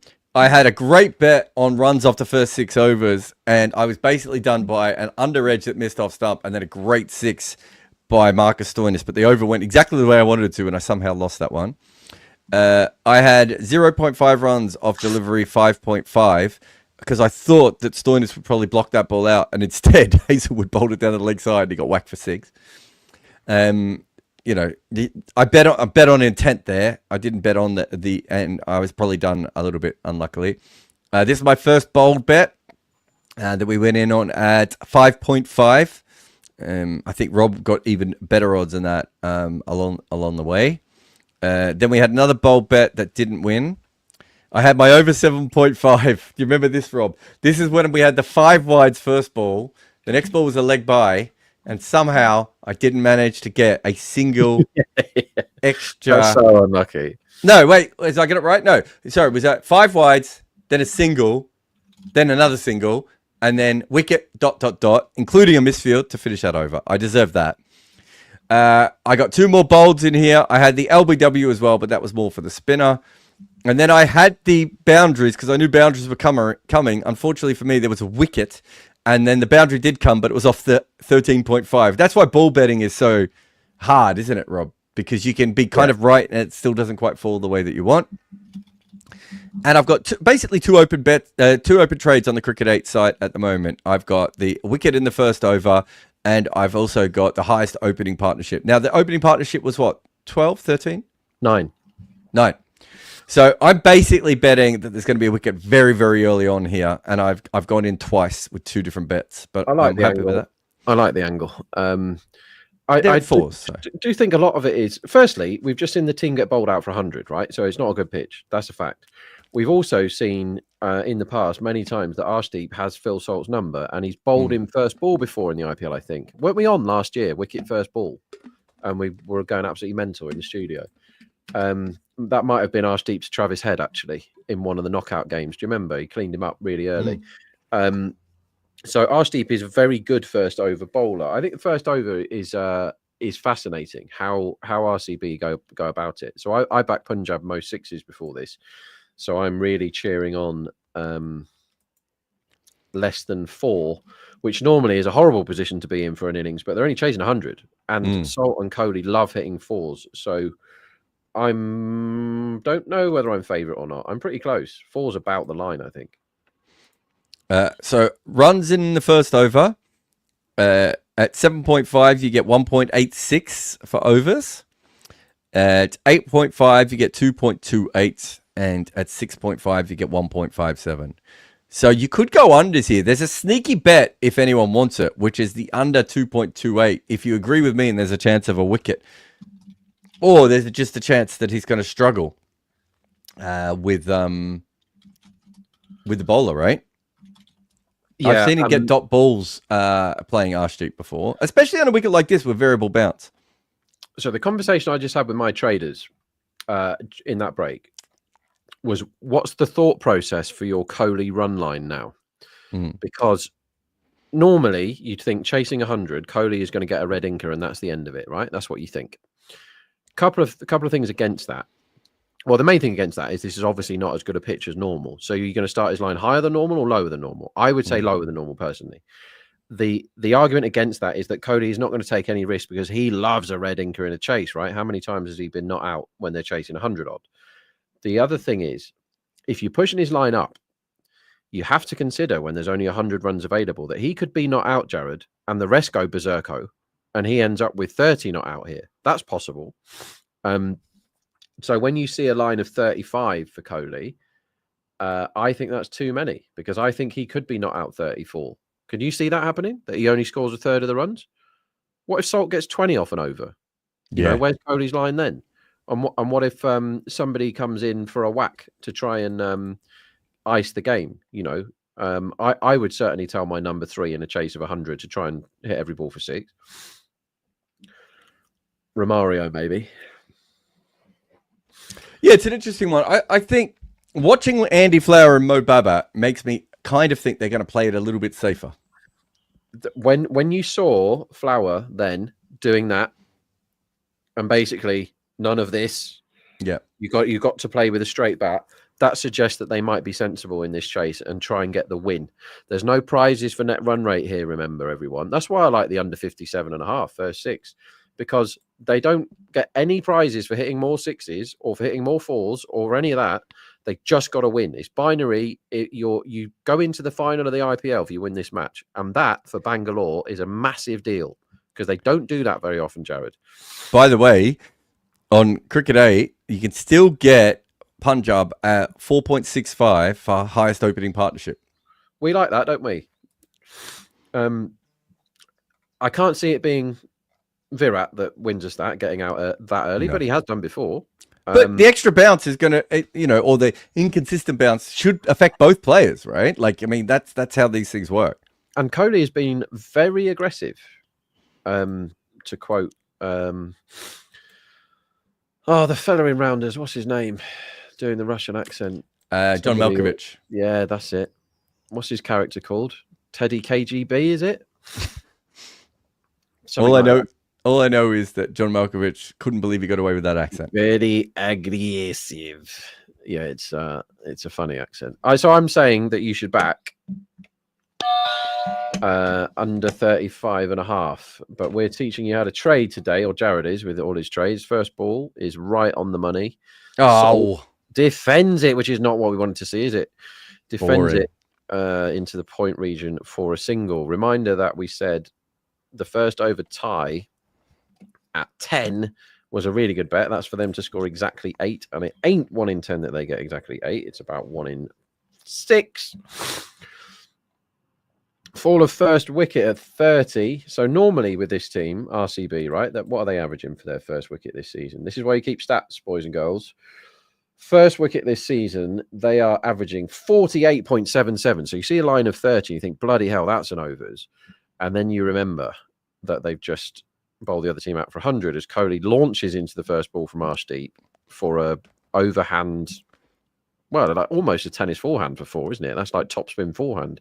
Yeah, he's that seemed to sit up in the surface, and I think that's what Andy Flower was trying to say. I think he was trying to say if you go with a straight with a horizontal bat, that's fine, or a vertical bat. What we don't want to see is any angles. Yeah. So I think what Kohli has done here is exactly what Andy Flower has done. But also that just stopped in the wicket, which we didn't see in the first. I need Kohli off strike, I reckon, here. Oh, dear. I probably don't need that ball down the leg side. That's done my highest partnership bet. Oh dear, straight away as well. And mine. I was on that. So we've done our virtual coins in all over the place here. To be fair, the single off the first ball with the half tracker outside off stump and the ball down the leg side was not exactly how we saw this. We didn't expect Phil Salt to look for a single. Well, but either way, that's done. Where was this last time when I was all in on the highest first over, Jarrod? And they've done it in 3 balls today. So far, very bad start. 111 lost 3 in the first over. RCB have won 11 out of 14 first overs this season. That one is defended back down the wickets, and there is no run there. And that just even as he played that shot, just accentuating the straight bat was Virat Kohli, just making sure that everyone knew that's what he was going to do. Most 4s this year, so I said 78. That's a lot of 4s. So 9 without loss after 4. Now, remember, they're chasing 102 here on this watch along. And it's Kohli again. Arshdeep, he tries to swing this away, but unfortunately what he's done is he's pitched it outside leg stump, so it swung back into Kohli's hip. He's lucky that hasn't gone for another boundary, really. And we've got Phil Salt back on. Now, I still have a bet on wicket in this over. I'm pretty happy Phil Salt's back on. And I'm going to say early on, can you do caught wicket keeper on cricket? Yeah, 8? you No. can. Maybe Not not on cricket 8, no. Cricket 8. You probably can somewhere else. Because I think that's, if I haven't got the stats in front of me, but I reckon that's how he gets salt quite a bit. It's caught keeper. Arshdeep in. It swings back in. It's too straight again, though. He's going to get 1. So, pretty poor, really, from Arshdeep there. And especially if you had spent all your cricket 8 coins on him. Yeah, I can take some losses there.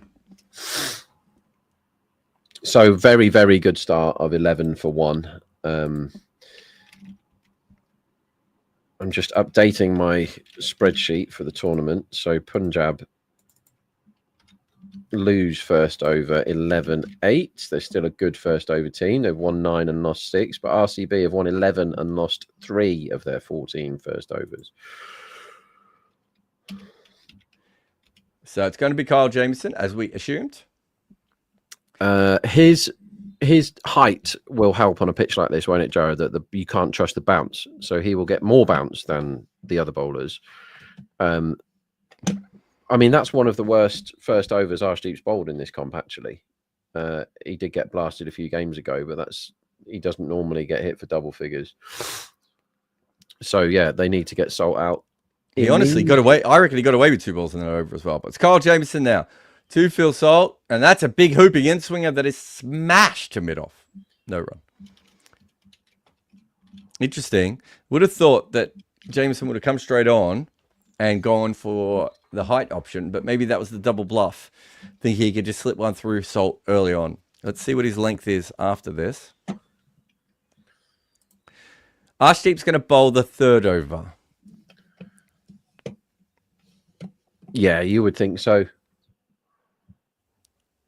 So runs in 3rd over, Rob, is where my head feels is like 8.8 would be the line that I'd be at.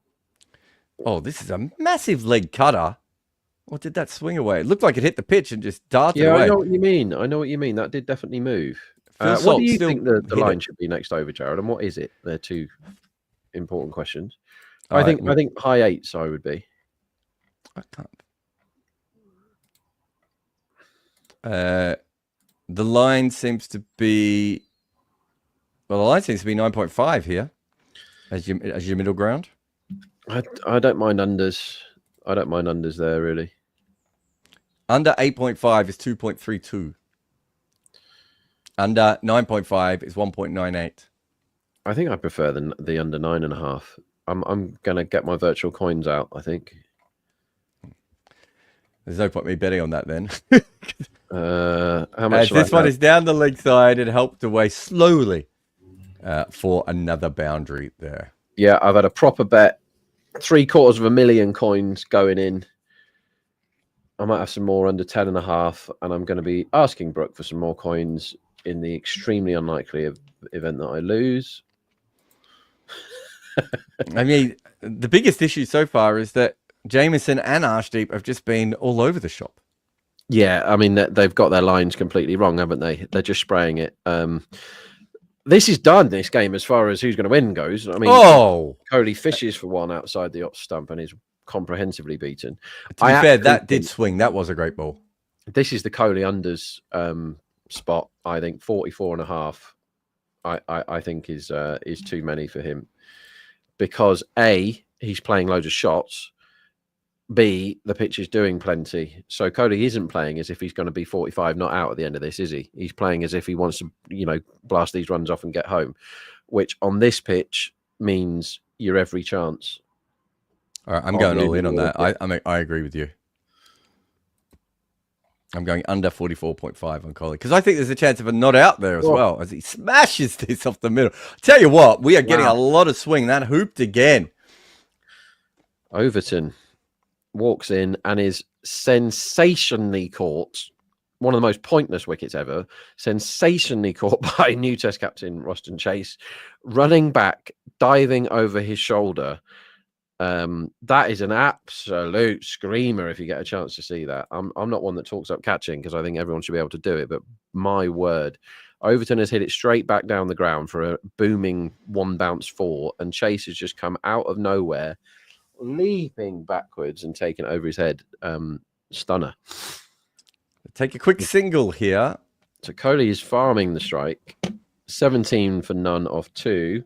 The game is done, but there are still angles for us to look for. The game is done, but there are trades to be made. If you're just popping over to Cricket 8 for the first time, let me just show you the trading platform, the game we have, I should say. So absolutely free. It is absolutely not gambling. It is just Candy Crush, but for cricket. Does everyone know what Candy Crush is? Because I don't really. Like, I've heard of it, but are we expecting people to know what that is, Jarrod? I generally just assume that you don't know what I'm talking about, and I work back from there. I think that's safe enough. I've had quite a rough time with it on the Cricket 8 trading game today. I've got to be honest. Oh, have you? I won 3 in a row, backing Dots when Hazelwood was bowling. Arshdeep in again, and Kohli takes off after hitting the ball off the middle of his bat back to the wicketkeeper. Now they've got an overthrow. That is not great cricket from everyone involved. Yeah, it goes in the scorebook as a single, that ball, but a hell of a lot happened. So just having a look here, you could see on the Cricket 8 trading game, you've got Punjab at 81s. So there's no value in that. Obviously, RCB is going to win this game. But you can bet on, this is one of, Daniel Norcross loves this one, which is under 102 or over 102.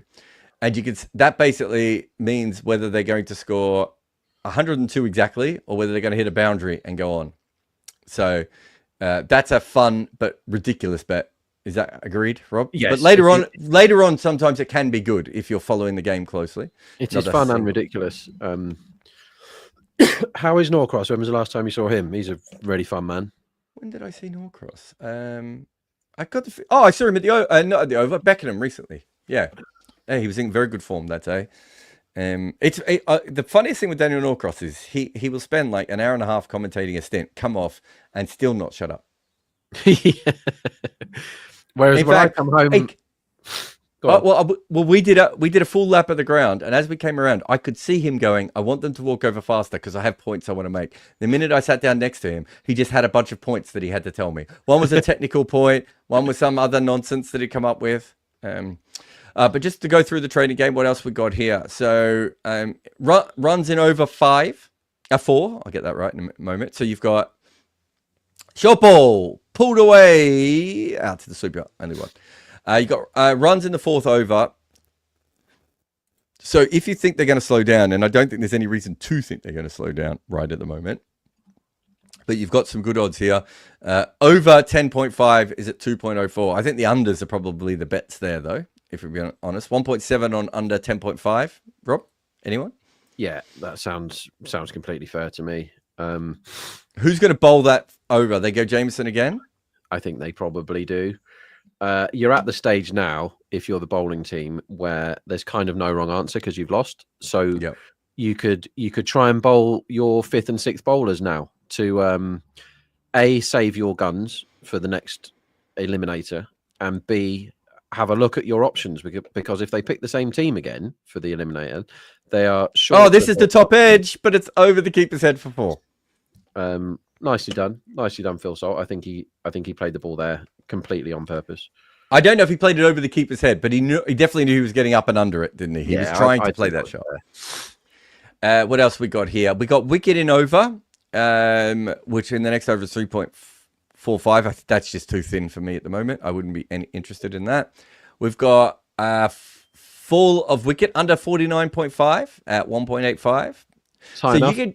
So if you think you know about cricket, you can basically come in here and you can decide what to put your coins on. And in order to get those coins, the best way to do it is to go to the Cricket 8 website, and you can go to play, and there'll be a big thing that allow you to spin a wheel, which you can see up here. And then you go down to the trader game, and you can also get more points by doing trivia. But today, I think we got 8 out of 9, although it did feel like we knew a lot of those questions. Although it also felt like we got those questions before. So then you click on trader, and you come in here, and you find the game that you want to trade on. and you head over there. So I've got 3 trades in the wild at the moment. I'm under 44.5 and I'm under 10.5. I think I must have lost my other trade, but maybe it hasn't quite finalized yet. But I'm pretty sure I lost that other one. Top edge in the air for 6. I say top edge. That was not a top edge. You know what's happened there, Jarrod, is that I've just done my entire coins balance in on that over, backing under 9.5. Oh, dear. So that last ball boundary, I was anything but last ball boundary. And he's hit a massive 6. So, Brooke, give me some more coins, please. Have you literally got no coins left? You had 2 million at the start of the day. I think I might have some open in something or other, but I had 500,000 on under 10.5 and 750,000 on on under 9.5. I have got 500,000 on salt next out at 1.61. My staking plans aren't particularly good, ladies and gents, when I'm betting in virtual coins. Yeah, you do go a bit nuts on your coins. Jameson is in again, and Virat Kohli is defending. This is what I want to see here, Rob. Salt's now going for boundaries, and Kohli's starting to play a bit more sensibly. I'm hoping he drops a couple at his feet, takes some singles, and Salt starts to score very, very quickly from my under 44.5. Yeah, that's what you want, is Salt to get on his bike, really. Again, they've won the games. They can do whatever they want. Salt, the right answer for Salt here is full guns blazing, isn't it? Yep. It's to really go for it. But I want that at the end of this over because I'm under 10.5 on this over. Okay, good start. Good start with the dot. You want a Virat single off the 4th ball after he's blocked these. He's gone. Oh, he's out. Yeah, we got you the bet on under 44.5. That's why you come to Cricket 8. What numbers did we get on that, Rob? Let me have a look on Cricket 8. I got you 35.5 and under 44.5, I think. Under 44.5 at 1.85. This wicket, and I want to go back and I want to see Andy Flower's face here as well, Rob. And the reason I want to see his face is, what angle was Virat Kohli's bat on there? I'm going to say it was not as straight as John Wayne. Yeah, it really wasn't. It's so Flower was saying you do this or you do this, and he did that angle, 45, when it should have been 90 or 0 or 180, whatever. I've lost my stream. Have you seen it again since? I also have lost my stream, so I will load another stream up and see what the hell happened. Somebody it might just be all the streams winning an award for getting a bar of soap, which is a bit of a rubbish advert, whoever came up with that. I think that's my biggest ever trade on Cricket 8, by the way, that one. Well, I just had my biggest ever trade on that Arshdeep over, and I lost it all. So I just won. Let me just bring it up here. What's that? You can see it on the screen. I can't read that. It's so far away from me. 462,000 coins. Pretty happy with that. Well done, mate. And I'm pretty confident about my under 10.5. But being that I've had 2 great bets today, Agarwal's come in, mate. Agarwal, we hadn't even really discussed him much, had we? No, he batted superbly well in the last one. No, but what I mean is because we had the Patadar bet, and we've been it's very good for our. What they should probably have done here is let Livingston bat and give him some time at the crease, because he is in 0 form, and considering everyone else has gone home, they're probably going to need him for the final. So I would have given Livingston a bat here. I'm pleased for the Patidar thing that Patidar is not batting right now, because he can get 26 if he comes in now, but there's only 70 runs required, right? 72 required. So, and I tell you what, Jameson he did bowl some good balls in they want to review this. Everyone except for Jameson, who's saying he didn't hit it. Are they going to throw it upstairs? By the way, the DRS time has come on about 8 seconds too late. England make 400 for 8. Final score, 400 for 8. That was a very England score, isn't it? What did Bethel end up on? 83, I think. So England got 400 with nobody scoring a ton. 82 Bethel got. And so he still hasn't got a professional 100. No, that's not what he's there for, mate. Every single wicket caught. Seals ended up with 4 for. Seals? Geez, he started poorly. Anyway, Jameson in again. 30 for 1 after 3.3. The game is probably over, but it's still hooping around. He's hit the ground here, and I Oof. think they might review this, but I think he hit the ground. He did hit the ground, yeah. He did hit the ground. Again, do you see how late these DRS timers are coming up? That came up 5 seconds later. It did, didn't it? They're not looking, are they? And if they are looking now, they've run way out of time. Yeah, that was like one of those really dodgy 10 counts in the boxing ring when the judges blatantly want the hometown man to get up off the canvas. I'm happy to be wrong here because it's one of those ones that where it's slightly an optical illusion, but it looked like he missed that by meters. That Coley unders was nice, Jarrod, wasn't it? Oh, look at the gap there. I reckon. Yeah. Look at the gap. What was that? Inches. Anyway, it's dot, wicket, dot, dot. Jameson is swinging the ball away. This is test match Jameson now. 2 slips. Correct field. Oh, and left. He's getting this to move, isn't he? Jarrod, Well, we could be seeing a wicket maiden here, mate. We could. Do you remember early on when I said that first ball, the ball to Phil Salt? I said, that's moved a long way. Since then, he's got them in the right spot, hasn't he? That was the issue with that first one. Is he was in the wrong area. 9.5 next over seems quite high to me. 9.5. Let me waste my money. I mean, trade my coins in this case. 9.5. Yeah, I've had to get some very clever and very busy people involved to get me my more millions of coins. You might as well give me $1 billion, guys, because I'm having all of it on. I love the fact that you that there are like you make a mistake on air and coders have to be involved on the back end.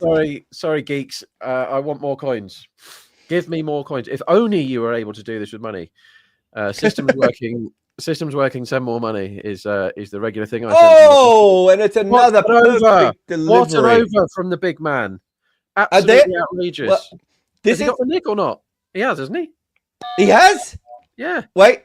I'm just waiting for the umpires. Oh, I have no idea what has happened there.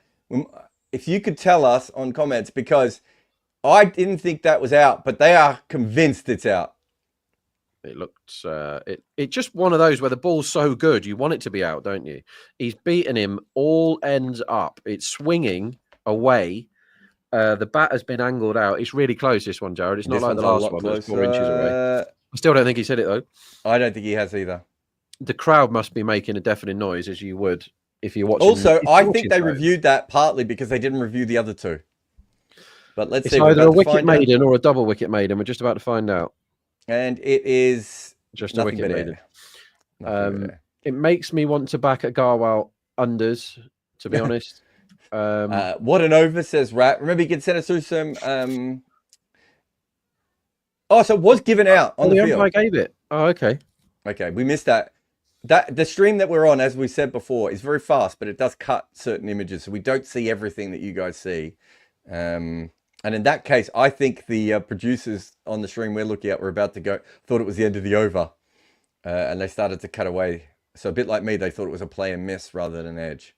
Incredible bowling by Jameson, though. And yeah, that was awesome. That over was awesome. That's what they needed first over.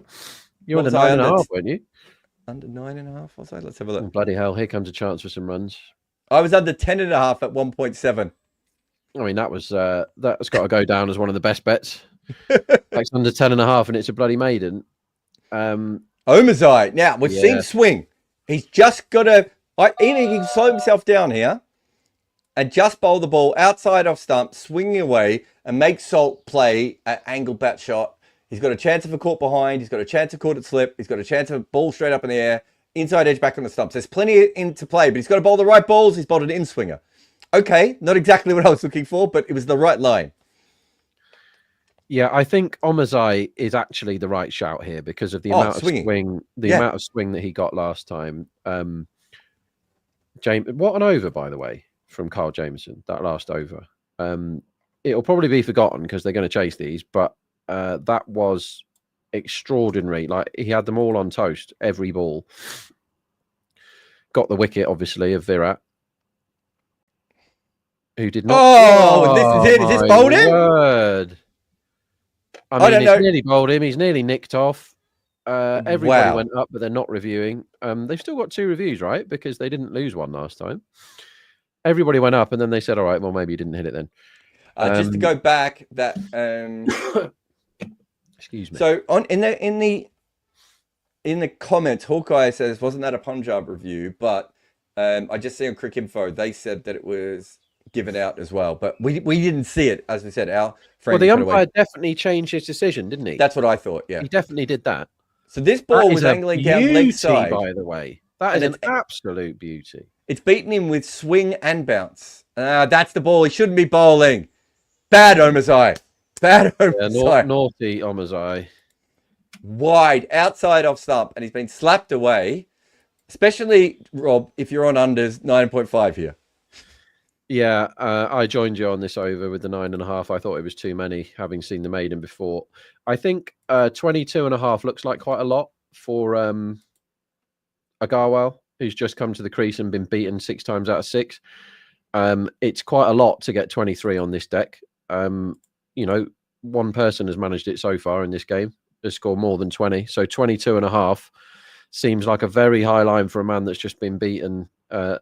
What was it? 4 times out of 4, actually, because Cody faced the first, whatever. Yeah, they put out a deep point now. And this is almost shot back onto the stumps. And he's got to be run out as well. No, he gets back. He falls over. As I said, that is the line and the length and the delivery you need to bowl here. It's all happening, isn't it? That ball. That was everything. Yeah, but back. Have a bet, though. Or a trade, sorry, with your virtual coins. 21.5 is too many for Agarwal. It just is. 21.5. So next match, he's also 2.08 next out. How do you feel about that?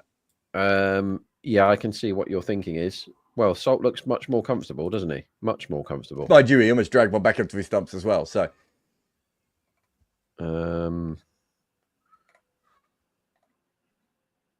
interesting one. I'm going unders on Agarwal, as this is a much better ball, and it's guided down to the chop. Actually, I want to say chop out, man. Oh, you did not want to see the 2 there, did you, Jarrod, for your under 9.5? Single, you're home, pretty much. Single, you're almost certainly home, but now a boundary kills you. I've had some tough beats today, too. Excuse me. I don't know. Let's have a look at what my trade actually is. Yeah. I think Phil Salt should leave this next one, Rob. Yeah, that'd be good, wouldn't it? Still swinging. It hasn't swung as much, to be fair, for Omazai as we saw for Jamieson. That's a good ball, though, and he's hit it for 4. Oh, Jarrod, that is bad luck. I've had some tough beats on overs here, but I have to take the clang. I tell you what, there have been other days where I've gotten lucky, so you've got to take it in both directions. But yeah, it is what it is. It was outside off stump. He opened the face. It was a good shot by Salt in the end. It was the ball I wanted Omazai to bowl. Just didn't swing as much for him as it did for Jamieson. Maybe his seam wasn't quite as perfect, or perhaps the ball has just stopped swinging. We're going to see now because Jamieson's bowling again. Agarwal is none of 4. Did he hit any of those 4? No. This is the over we should have been on. Beaten. Yeah, I'm in a horrible position, needing 9 for my pre-match bets because I backed RCB highest first 6, batting second, so I now need 9 off this over. I am also on Agarwal unders because I think that's very good. I don't think his line should start with a 2. I'd be 18 for him, particularly as he's got to face the guy that's just bowled a wicket maiden.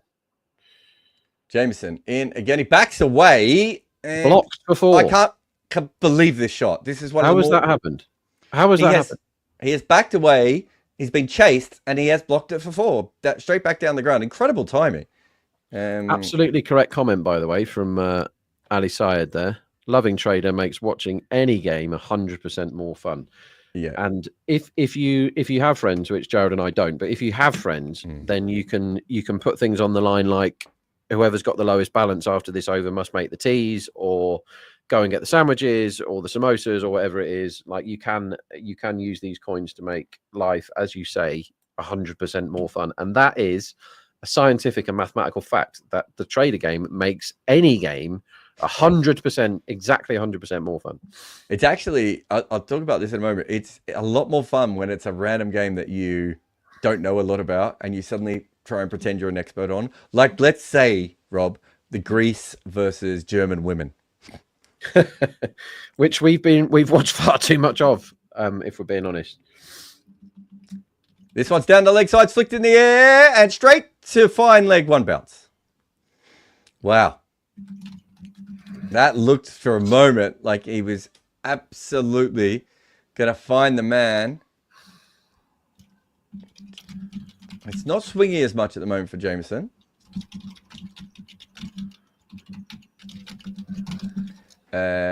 What's this? Jan Francois says, love watching you guys. Hope we beat you in the World Test Championship. You'll beat Cricket 8, but we'll be there. Who's you? Well. You're not going to beat us. I mean, I guess I'm sort of England and you're sort of Australia, but everyone didn't England pull out of the World Test Championship because they couldn't understand the rules. This is an edge. It's going to fly away for 1 or 2. Oh God, should be 2. That's comedy building from Arshdeep. Yeah, I would bring Arshdeep back on now. By the way. But thank you for the love. But yeah, I need 2 off 3, Jarrod. That's what I need. I do. You've been kept interested in this over, man. Yeah, I need 2 off 3. I'm hoping they. What's my angle here? How can I get away? I can back dots, can't I, in the trading game? I can start pummeling my coins into dots, because then at least I'm going to get some virtual coins if I lose my real money. Salt playing very well here for his 26 or 15. Yeah. He's the highest scorer of the match already as he belts one through the covers for 4, which I'm extremely pleased about. Now, I don't want them to get 58 because I backed the under 57.5 that went up. Now, I think the swing has stopped here. So now what Jameson and everyone else should be doing is whacking that ball back of a length over the top of off stump and saying, if you want to pull and hook and force the ball through the offside, you can. We still think there's variable bounce out here. There may not be. It may have evened out, but there's no other option now. Yeah, I think Salt's just going to be all guns blazing fire now. Brings his wicket percentage quite a long way up as he smashes one away for another 4. Probably just a little bit too full there, but good shot by Salt. Again, pick that up. It's something I reckon we should have noticed earlier on in that, when we were trying to work out the wicket, just a little bit early on, the amount of times that someone's hit a good shot, but it's been 2 or 3 bounces for. Yeah. It's See there again, the bat just slipping in his hands and coming under. That's right. It does mean if you're a good bowler, and there are a few of them around, they don't have that many puncher. If you're a good bowler, you should always be in the game on this type of pitch because you've got variable bounce running for you, and that is such a big deal. I do not want a boundary this ball, Jarrod. I do not. I accept anything other than a boundary. Let's have a look. Jameson comes in, eyes wide open, and that's going to be a boundary, this ball, Rob. That's the 6. The most upsetting thing possible is a 6. So why was that upsetting? I backed under 57.5. So I needed less than that. Oh, the police are coming. Yeah, that's my lift home, I think. So I'm only allowed 1 more 6 as well, which is looking extremely unlikely the way Salt's going. It makes Agarwal's unders look better. Where are we next man out here, Jarrod? Because we have a look. Salt looks quite a lot more likely, doesn't he? The 40 off 18 guy. By the way, you can get Punjab at 700s now, if you'd like 700 to 1. It's quite a narrow path to victory, isn't it? I don't know if. Oh yeah, sorry. Next man out. Salt 1.65. Agarwal 2.08. Fair enough. Yeah, fair enough. Can't really argue with that. Fall of second wicket is 82. Again, I'd rather be on unders than overs. Unders is 1.85. Yeah, I'd rather be on unders than overs there. I think that's worth a few coins. We're going to see Bra come on. Usually you see Bras come off. Well, you're doing your well, Jarrod. Harpreet Bra, 35 wickets in 49 matches. I kind of feel they needed a slightly more attacking option, but it was a wrist spin that we saw most of. This is down the leg side. He tries to smash this as Agarwal. He gets very little on it, but are they going to come back for 2 there? Just get the single, is it? Just get 1. I'm trying to think of what their other option is here. I suppose there isn't really. They've tried. Yeah, I think I would have gone Arshdeep or Marcus Stoinis bowling bouncers. Not bouncers on this wicket, but back of a length, or even bouncers. But I probably would have gone back of a length over the stumps and see how we go. And instead, he's bowled a length ball that has been whackety whacked for 6. Okay, we have Agarwal at under. I've got him in under 20.5, and you've got him in under 21.5. He's on 6, and they need how many more runs? Yeah, 34. Looks quite. You see what I'm saying here?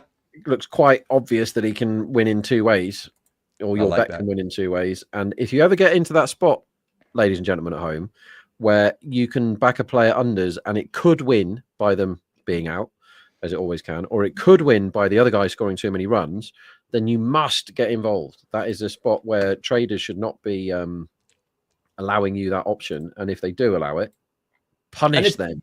It's basically what I did with the Virat Kohli bet, right? I went all in on Virat Kohli under 44.5 for the same reason. Agarwal punches this misfield at short cover. Yeah, I would not be offering player runs with 31 required with one guy trying to hit every single ball for 6 personally. I think the Salt next man out, I've seen 1.8 knocking around. That's a really good bet because Agarwal is just nudging him back on strike. For him to try and ice this game, he's going to try and hit every ball for 6. He could easily lose his off stump in doing so, as he has another swing and times the pants off it for a single. Wicket in next over, 3.45 on the trading game. If I had any of my millions of coins, I'd definitely be having some on that. Because I think Salt's in gear 5, and gear 5 on this pitch equals very high wicket percentage. Yeah, I can see that. As Agarwal goes for 1 and gets a pretty boring single and keeps strike. Did you? I think your people are listening to me. I tried to get wicket in next over. Wicket. No, there it is. 3.4. That's what we wanted. Put some coins on that. This is how the trading game works. So I want yes for wicket in next over. I've got another trade that's live. What was my other? Oh, I've got under 20.5 on Agarwal, who's on 8 off 9. It's the end of the 7th over. So I'm on wicket in the 9th over. Not 8th, okay. But I'm happy with that as well. I'm happy with the odds there. Because I think they're just going to keep, I think Salt's going to keep going until he's out or he's won the game. Yeah?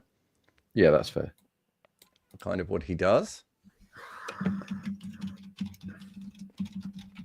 RCB 72 for 1. After 7 here. Agarwal and Mashir is bowling. So good to see. And he's bowled a ball on leg stump. I think this is a mistake. Not because I think he's not a good bowler, but I just think this is when you want to bowl your bouncers. I mean, it doesn't matter, I suppose. No, you want to look at guys who might feature for you in the next knockout game, which I'm surprised they're looking at him in that regard because nobody thought he was going to play today under any circumstances, and he failed with the bat. So I'd be surprised if he gets in the 11 or 12 for the next time. I suppose once he's in the game, though, there is an element may as well let him do something. Yeah, I'd be rolling through the others. Shashank maybe. Does Wadira bowl leggies? I've got a feeling he does. Maybe you don't do that. He definitely bowls spin, doesn't he? I'm positive I've seen him bowl spin before. That's what I'd be doing, just mixing it up. As this is up in the air. Down the ground for a big old 6. That's very disappointing. I didn't want that. I'm anti that.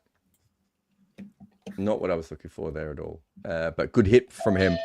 It was flighted and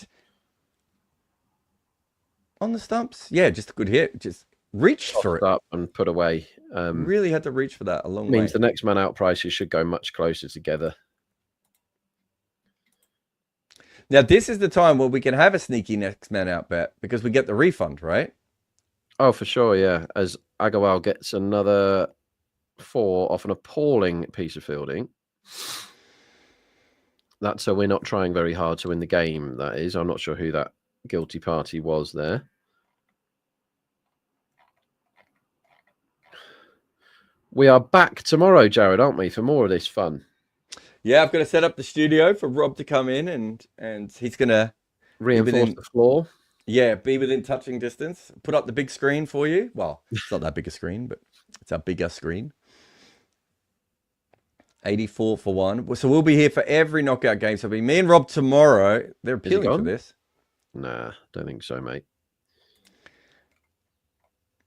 This is Agarwal. So I think and he's on 19 runs. So I think this is definitely out. Yeah, it's definitely out, and it should definitely be given out too. They are reviewing. I mean, what are they? Are they thinking he hit the ball onto his toe and it went up in the air? Or are they saying it just hit the edge and went up in the air? Yeah, I'm not sure. It really didn't look out to me first glance. Yeah, I mean, it's hard to tell at this stage what levels of excitement they should have.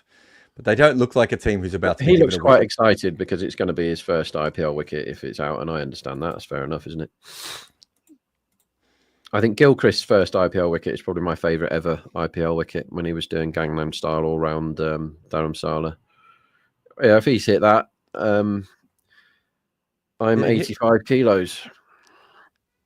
Has it hit?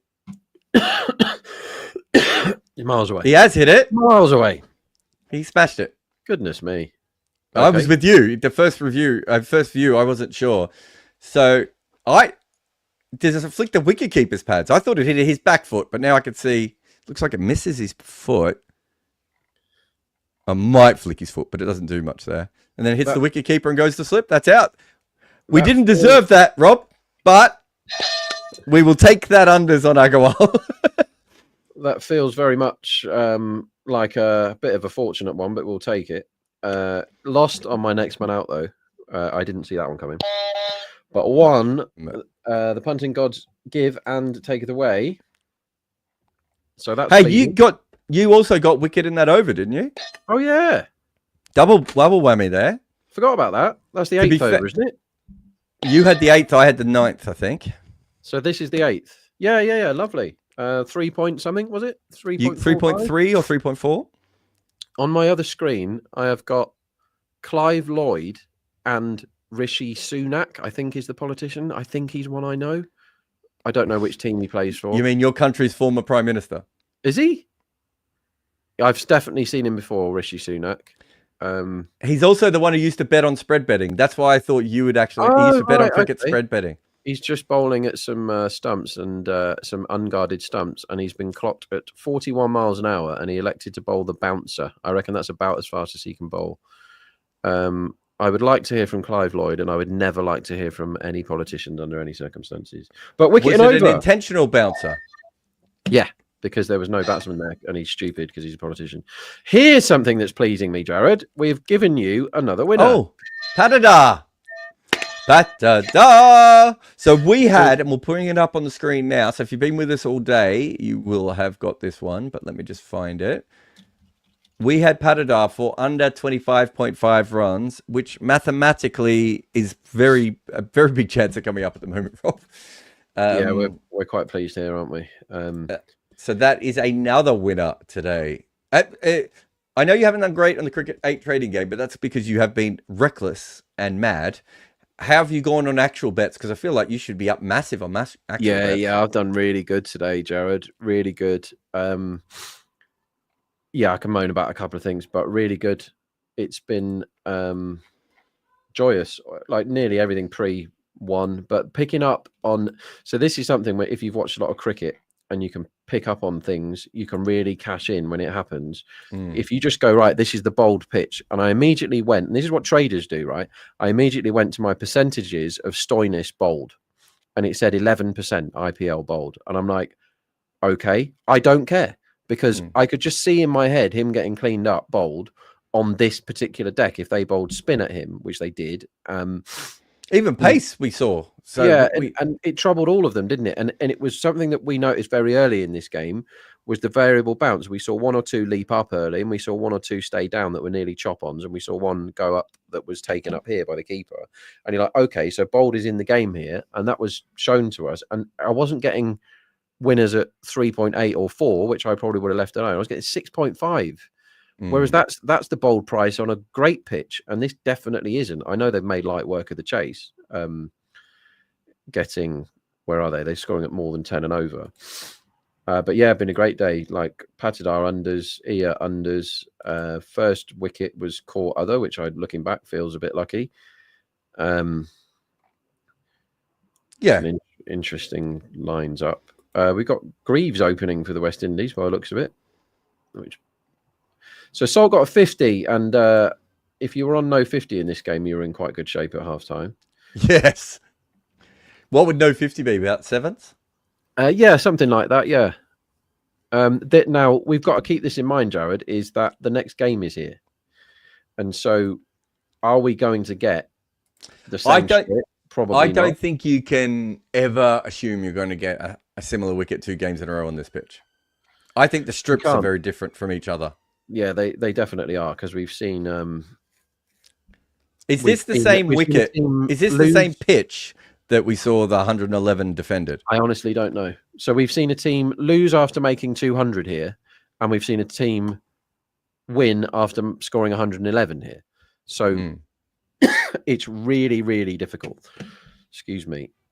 Thanks to Kundan as well. We've had Kundan, Hawkeye. Trying to think of some of the other people we've had here all day. Satya's just joined. And that's another boundary there for Phil Salt. I'm trying to think of some of the other people that we've had throughout the day. Ruckus says, Ruckus been around. Damodar. So thank you to everyone. This has been our biggest watch along, certainly of this IPL. I don't know if we had a bigger one in the previous one, but we've been at about 1,300 people, 1,200 people watching consistently all the way through. As Ali said, he's been trading as well. Well, actually, we can go through a trade shortly. Another one. I'll just pick something random. I didn't get a wicket in that over, mate, but that's okay. And we're going to have... I'll show you the trading thing. We could probably do it on the West Indies game, actually. Darshan said, are you guys coming for tomorrow? We're doing every playoff. So we're doing... it's me and Rob today and tomorrow. It's Rob and Jack on Sunday, and then me and Rob back for the final on... Is that Tuesday? Yeah. So we'll definitely do that. And let me just bring up my screen and show you the... Wait, have I lost my screen? Oh, no, here it is. So let me show you how to play the Cricket 8 game. That's what we've been doing here. Some of us more successfully than others. Sorry, Rob. This is the cricket8.com. If I was to click on this now, it would be some form of inception, which would give us a headache forever. So I'm not going to do that. But what you can see up here is you have matches where you have information on all the different cricket matches, and look at how many cricket matches Cricket 8 have at any one time. It really does cover more cricket than you would see. And those scorecards are really fast as well. Some of the fastest I have seen. And then you can go to play. So if you click on play, you would be able to spin the wheel. You can play some trivia. We've already done that today. So we've already got all of our questions, right? The Squares game is not quite live, but will be very, very soon. But the Trader game is what we have at the moment. So you've got if you want to know how to play, you can click on this. But let me show you. Let's go over to England, West Indies. So you've got Graves opening the batting, I hear here, Roberto. I think so. As Saqib Mahmood gets the ball, and if it swings, he's trouble. And if it doesn't, he probably isn't. I'm going on Justin Graves to be first man out at 1.76 because he's batting with a real opener. Yeah, but you've got to wait until he's on strike, Jarrod. No, I don't. Okay, because fine. I don't have the stream up, so I can't. I wouldn't be able to see it anyway. So Brandon King used to be a huge bold candidate. That's what my brain tells me about Brandon King. 5.85 bold all the time. You can see here. You've also got the run lines available to you. So West Indies in the first 5 overs at 31.5. So you got 1.86 on either side there. Fall of first wicket at 21.5, which again, I would be going unders. In fact, just to show you, no, I won't go unders twice. No, I will go unders because I didn't go unders before, did I? I went Graves to be first out. So I'll go under 21.5. And we've got, let's have a look. Method of first dismissal. You've got how many fours each of them will score. And you can have lots of fun with this. The best way to get the coins is that you can play the game, spin the wheel, and everything else. And then the more that you get, the merrier. But it's definitely a fun game. We'll come back to the IPL game now. And I mean, I say game. What's left of this game? Oh God, I'm on the wrong game, aren't I? If I go back to the lobby. Where's the game I want? Isle of Man women versus Germany women. Isle of Man women is a funny name for a cricket team, by the way. Should be Isle of Women Man, shouldn't it? There's Isle of Woman. They're actually quite good. The Isle of Man women. I watched them the other day. You've been doing some random games. Yeah. I watch traders trade and talk to them while they're doing so, and I spend a lot of my time watching games that you perhaps wouldn't think I'd be watching. I got stitched up in that game the other day. Do you remember I told everyone to back Oman versus USA because the odds were terrible? Yeah, and I kept chasing them, and then eventually I didn't lose much money because the odds, they got to 50-1, I think, in that game, didn't they? But eventually I had to be like, I've made a mistake. I thought Oman would have one kick in this game and would get close to winning. I'm clearly wrong. I'm going to take this. And I think I went out with a slight plus, but nothing too much. And they went from 50-1 to favourites, didn't they? Before losing the game in the last over. Yeah, incredible. Well, it wasn't the wrong thing to do, to be betting. As Patitar smashes a 4. So the games I watched today, I'm trying to remember what they were. I did Jersey against Sweden women this morning. Followed by some legend stuff that Shikhar Dhawan was playing in with a fella, and Manpreet Ghoni was bowling at Shikhar Dhawan today, which is not MS Ghoni. No, he's not allowed to play in it anymore. Ghoni is he's uncapped. He's not allowed to play in Legends until he's a legend in 25 years' time. MS Dhoni. No, Ghoni, MS Ghoni. Oh, sorry, Ghoni. The one that used to play in the IPL with the headband. Yeah, him. Yeah. Oh, awesome. No, Manpreet, no, he didn't have a headband. Oh, he did today. Manpreet Ghoni, yeah, he played. He's about our age, I think. Him bowling at Shikhar Dhawan was not a fair fight. Anyway, yeah, I've been. That's what I. So this is my third game of cricket today, or fourth if you include the England game that I'm clearly watching at the same time as this. So he got none for 19 versus the. So this is the one being played in India at the moment. You're talking about there. Oh, slug sweep, and this is a 6 to Patidar, and they have won this game, but Patidar was still under, what was it, 25.5 runs? Yeah, he got 15, mate. That's under 25 and a half. So another win there. There's no way for me to go through all the winners today, but I can say this, that we had 4 bets at the start of the day. We had Josh Hazlewood for top bowler. He ended up with 3 for and didn't win, which you've got to be unlucky there. Shreyas Iyer, we had under 30.5. That was easily won. We had caught by fielder as first wicket when Punjab were batting. That was easily won. And Patidar was easily won. But the real bets I would say today would be, if you're following me and Rob live, the bolds. We were both very early on this call for bolds. Between us, we must have got about 4 of them, I would say, Rob. Does that sound right? Yeah, we did. It was lovely, that. So we both definitely had, a very, very good day there.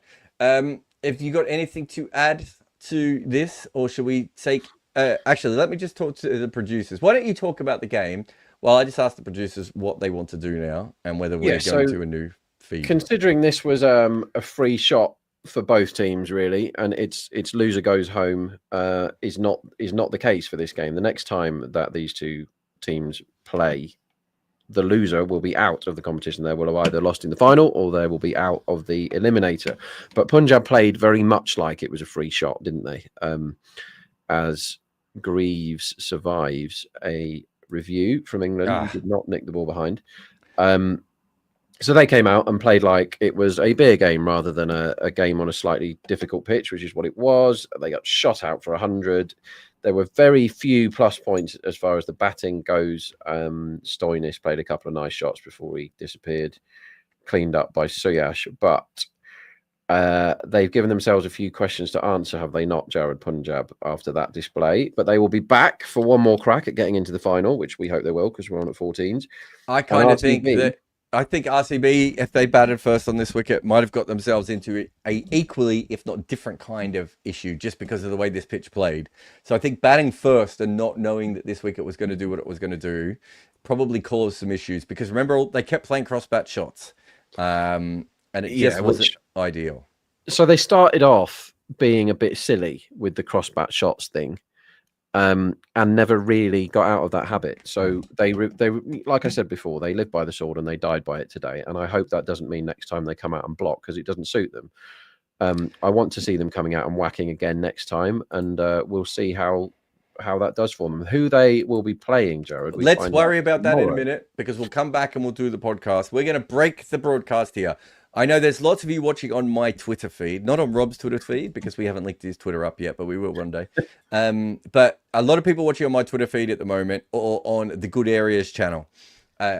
We're going to stop here, and we're going to come back and do a podcast on this particular game. You might have seen enough of this game already, but we'll still be great, the two of us. We'll be better than Punjab were with the bat. I can almost positively guarantee that one. But we will be back in a couple of minutes on the Cricket 8 channel. And if you're not following Cricket 8, you really should be. The trading game is fun, but also you get, these live watch-alongs and everything else. So please come back and join us for the podcast in a couple of minutes on Cricket 8's YouTube channel. Think you know bat and ball? Play the first ever social cricket trading game on Cricket 8. You can play for free, acquire virtual coins, and jump right in. In Trader, you can strategically risk coins on live cricket matches across dozens of markets. Sign up now. Don't just watch the game, play the game.